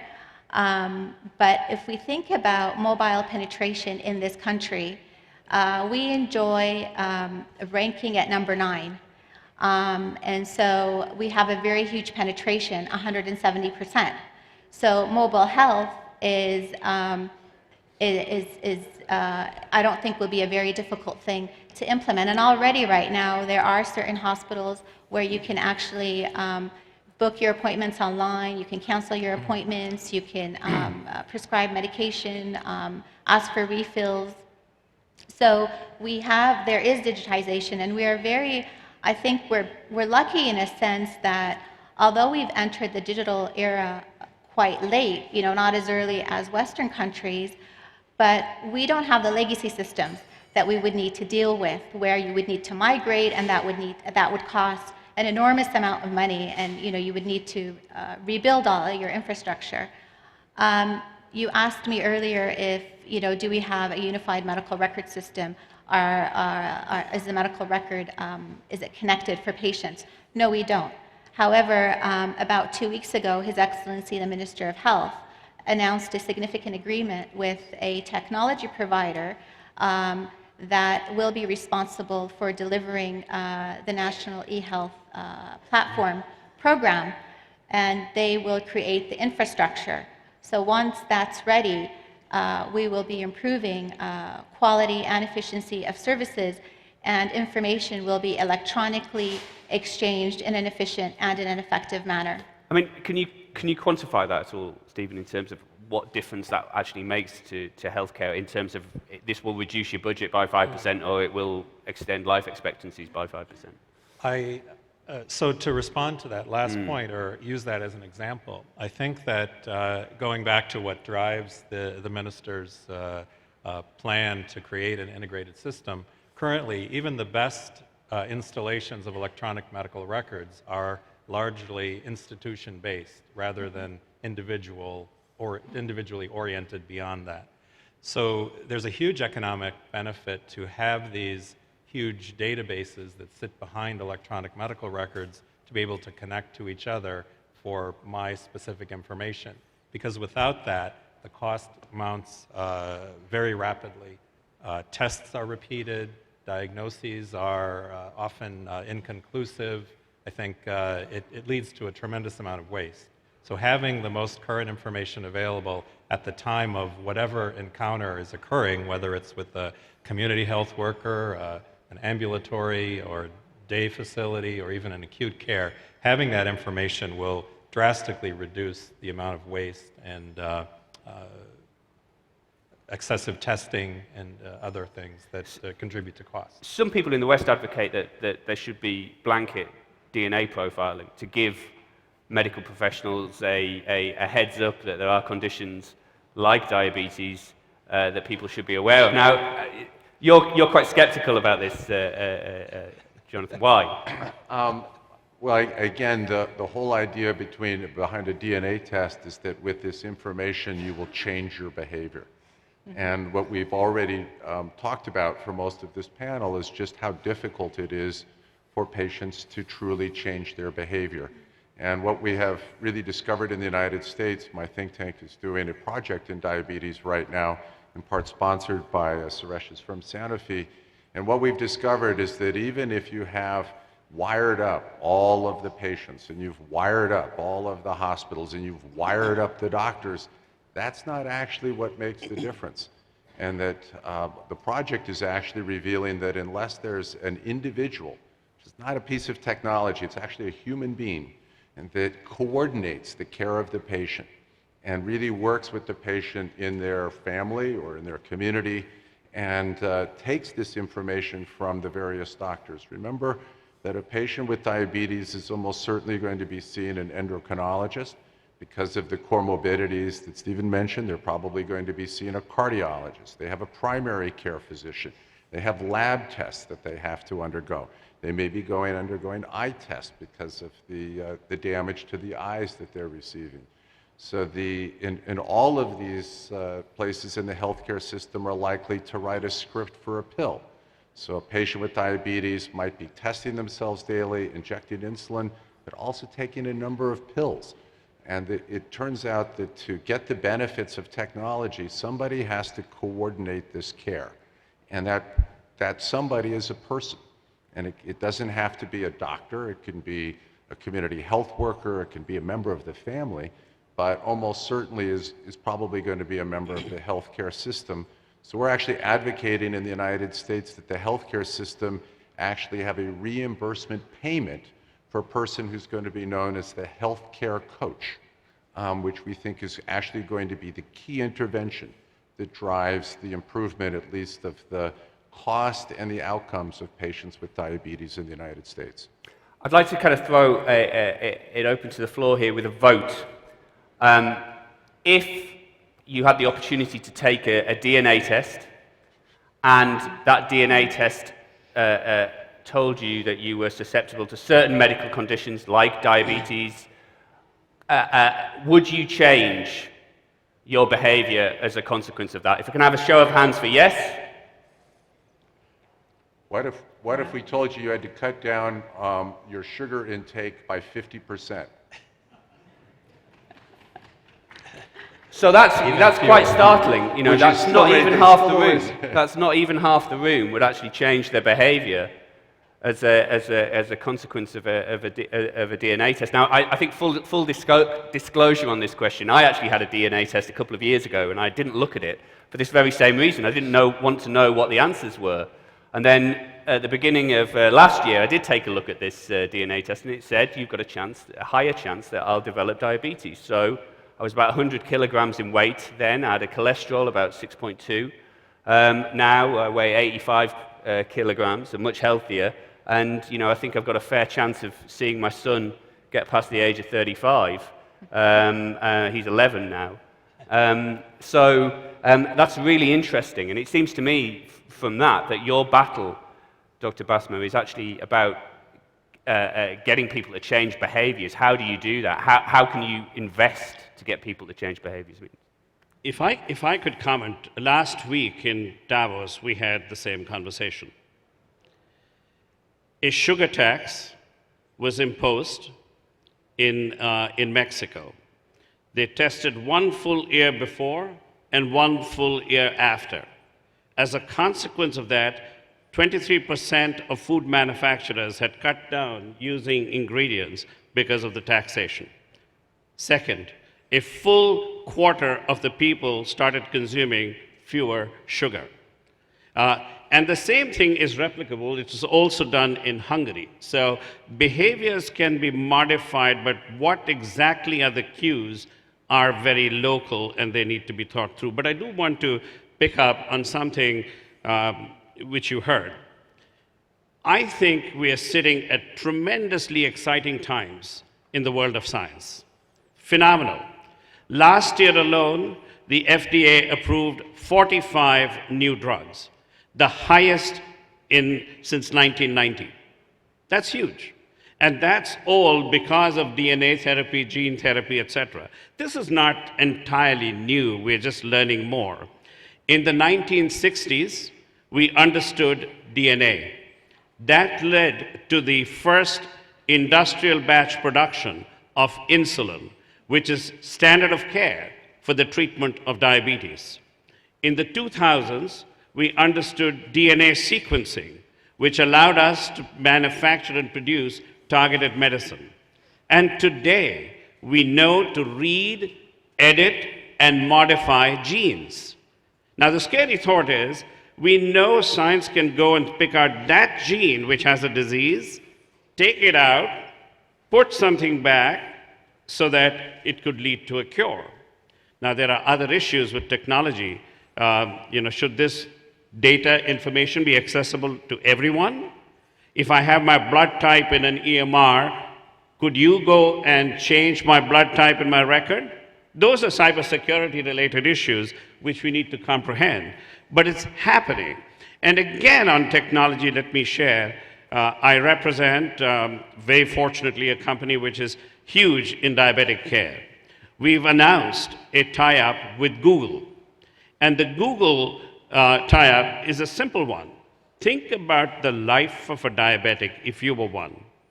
You get up in the morning, injecting yourself to test your blood. You do so 3 times over. Before you eat, you're planning what is it that you're going to eat and how many calories it should be, and therefore, what's the insulin shot you need to give yourself. Then you got to remember to exercise, and you got to keep a log of how much you sleep. The patient is worn down. The Google exercise which we have, or the platform which we have now, which is in early stages, you wear sensors, very unobtrusive sensors, which monitors you 24/7 on a constant basis. It monitors your behaviors, your sleep patterns, your eating patterns, based on real time what your sugar level is, and based on the fact that multiple transmitters, multiple points of reading all come up with the same answer. you automatically get your insulin shot. It seems what you're talking about, it's like a virtual hospital. I think that one of the problems is, though, that for the majority of people and for health ministries and governments planning budgets, people think of healthcare in terms of hospitals. I mean, we've got a very good question here from the floor, and this is directed to you, Dr. Bohairan. I mean, you've mentioned hospitals in Saudi Arabia that have broken the boundaries, but the problem remains that these hospitals are not accessible to the average Saudi citizen. And the question is, how will Saudi help make these world-class hospitals in the kingdom more accessible to the Saudi public going forward? So as I mentioned earlier, we do have issues associated with access and equity of care. But I think as now the Ministry of Health is moving towards a reform, a healthcare reform and transformation, and it will be engaging very actively with the private sector. And I think this is where the private sector can help in making hospitals work more efficiently and more effectively. So I believe it has to be that private-public partnership, and technology, again, you know, maybe in some instances, technology isn't being utilized efficiently, or the right technology may not be the one that's in place. So it'll be a combination of, there has to be some sort of process reengineering along with some technology, along with actively engaging with the private sector. Can you achieve your budget goals, though? I mean, you mentioned that the health budget's going to be cut by a third, and actually bring more healthcare closer to communities in the kingdom. And also, there is a cost associated with providing healthcare for pilgrims. Is this sustainable still in Saudi Arabia? I think so, again, because we will be engaging with the private sector. I think if we were not going to engage with the private sector, then I may question that, you know, sustainability or capability. But to engage, having that public-private partnership, and we heard His Excellency the Minister of Health earlier this morning mention that very briefly.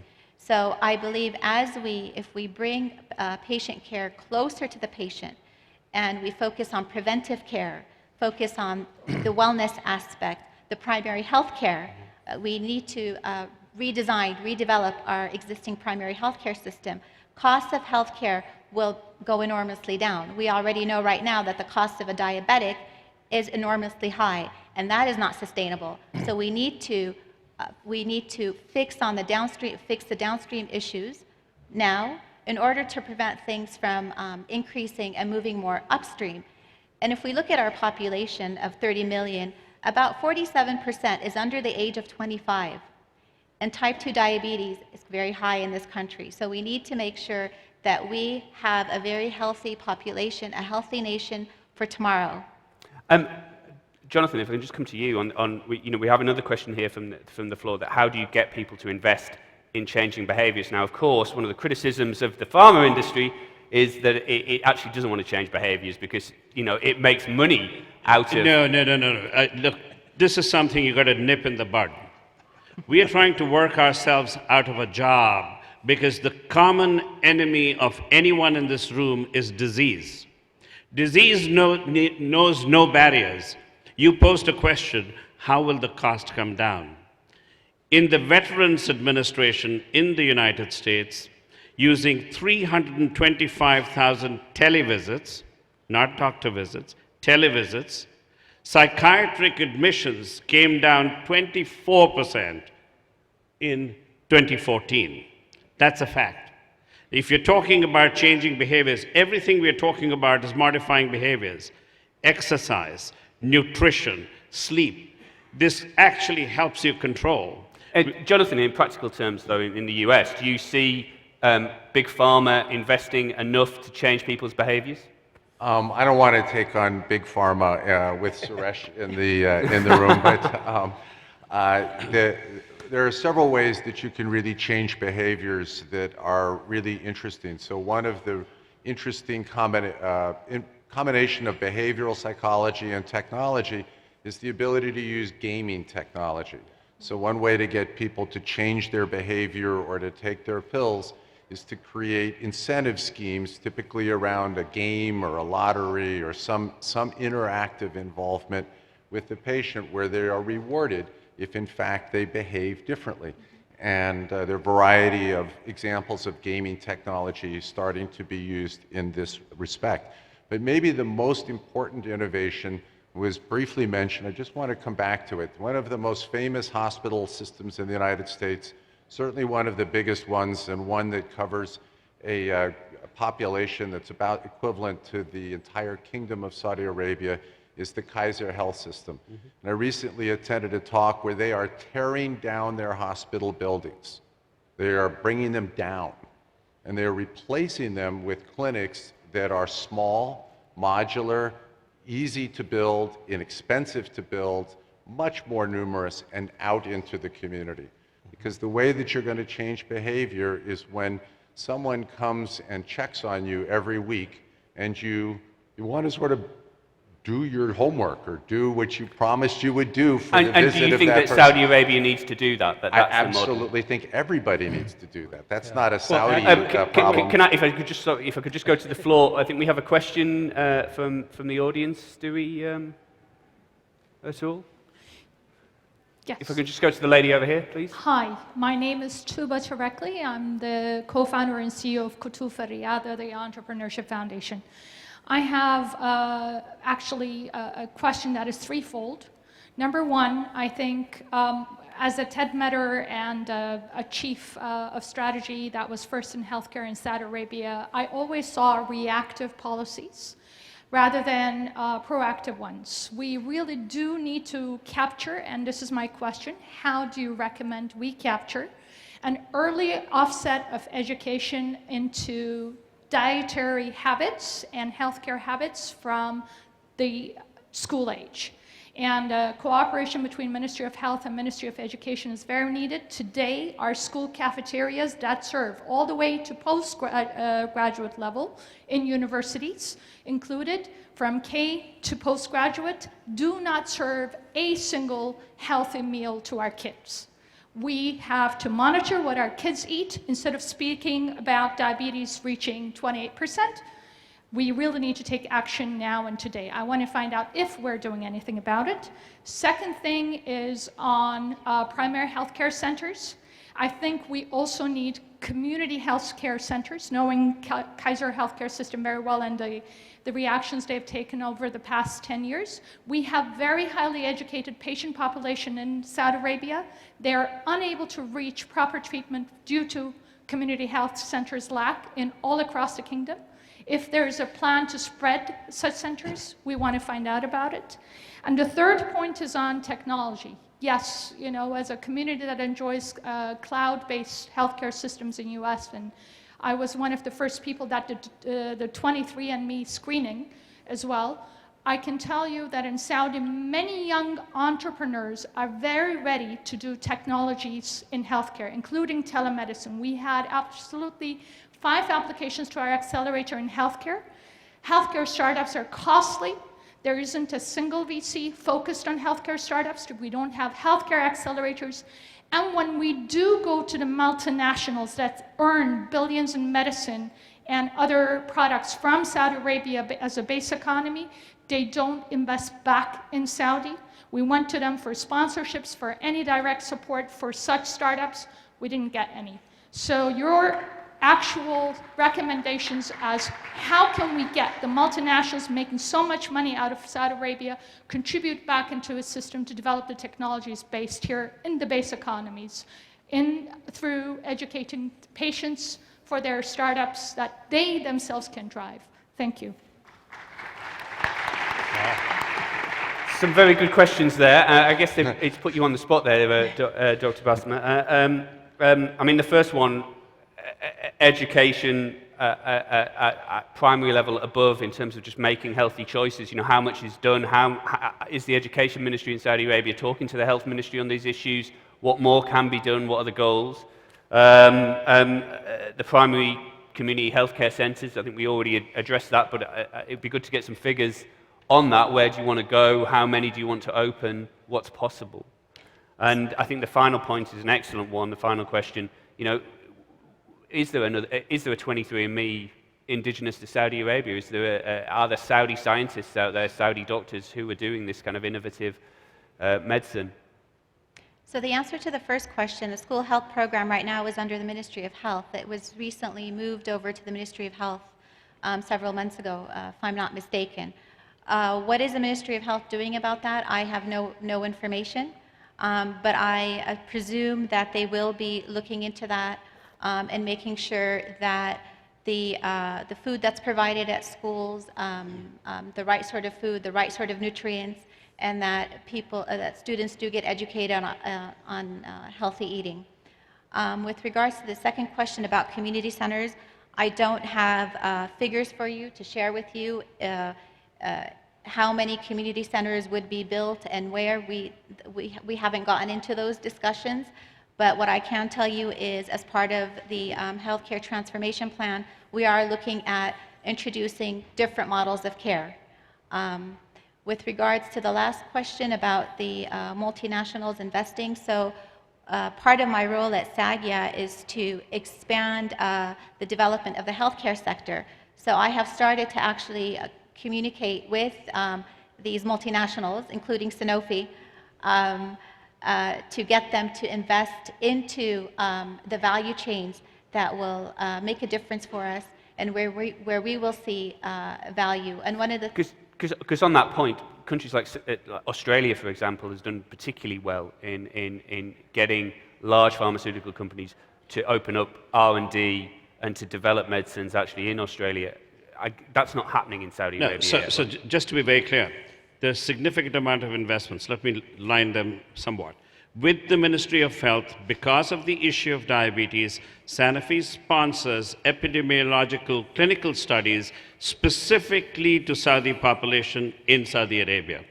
Second, we are here to stay. We are amongst the oldest pharmaceutical companies, and we have a joint venture. We don't import into this country, have been here, and we have manufacturing facilities here. So these are investments. Disease knows no barriers or boundaries. Disease goes everywhere. We are here to stay, and you have to work with the local countries to know and understand disease better. The question was even beyond that. Can you get into DNA type, gene testing type? That's up to the entrepreneurs in Saudi to decide. But if anyone has an idea on delivering better healthcare and how we can be a part of the solution beyond pills, we are there. So quite clearly, there's a lot of opportunities there for investors, international investors in this sector in Saudi Arabia, and a lot of work for SAGIA to do going forward. I would like to thank all our panelists today. That's been a fantastic conversation about what I really do believe is the most important issue facing Saudi Arabia at the moment and the wider region, and that is the health of people in this part of the world.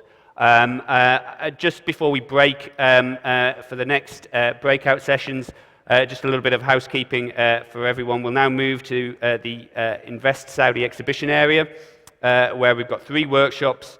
Space is limited, so it's on a first-come, first-served basis, and could I ask everyone to leave the plenary hall so we can set up for lunch. Thank you so much for your time. Thank you for your questions. And I wish you all a very good 2 days for the rest of the conference. Thank you.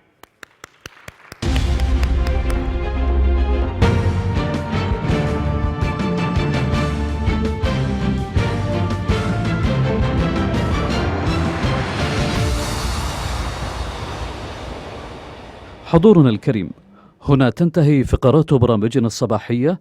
الرجاء العودة إلى الشاشات الخارجية لمعرفة المزيد من التفاصيل عن بقية البرنامج. Ladies and gentlemen, this concludes our morning program. Please refer to the screen for additional details on the afternoon sessions.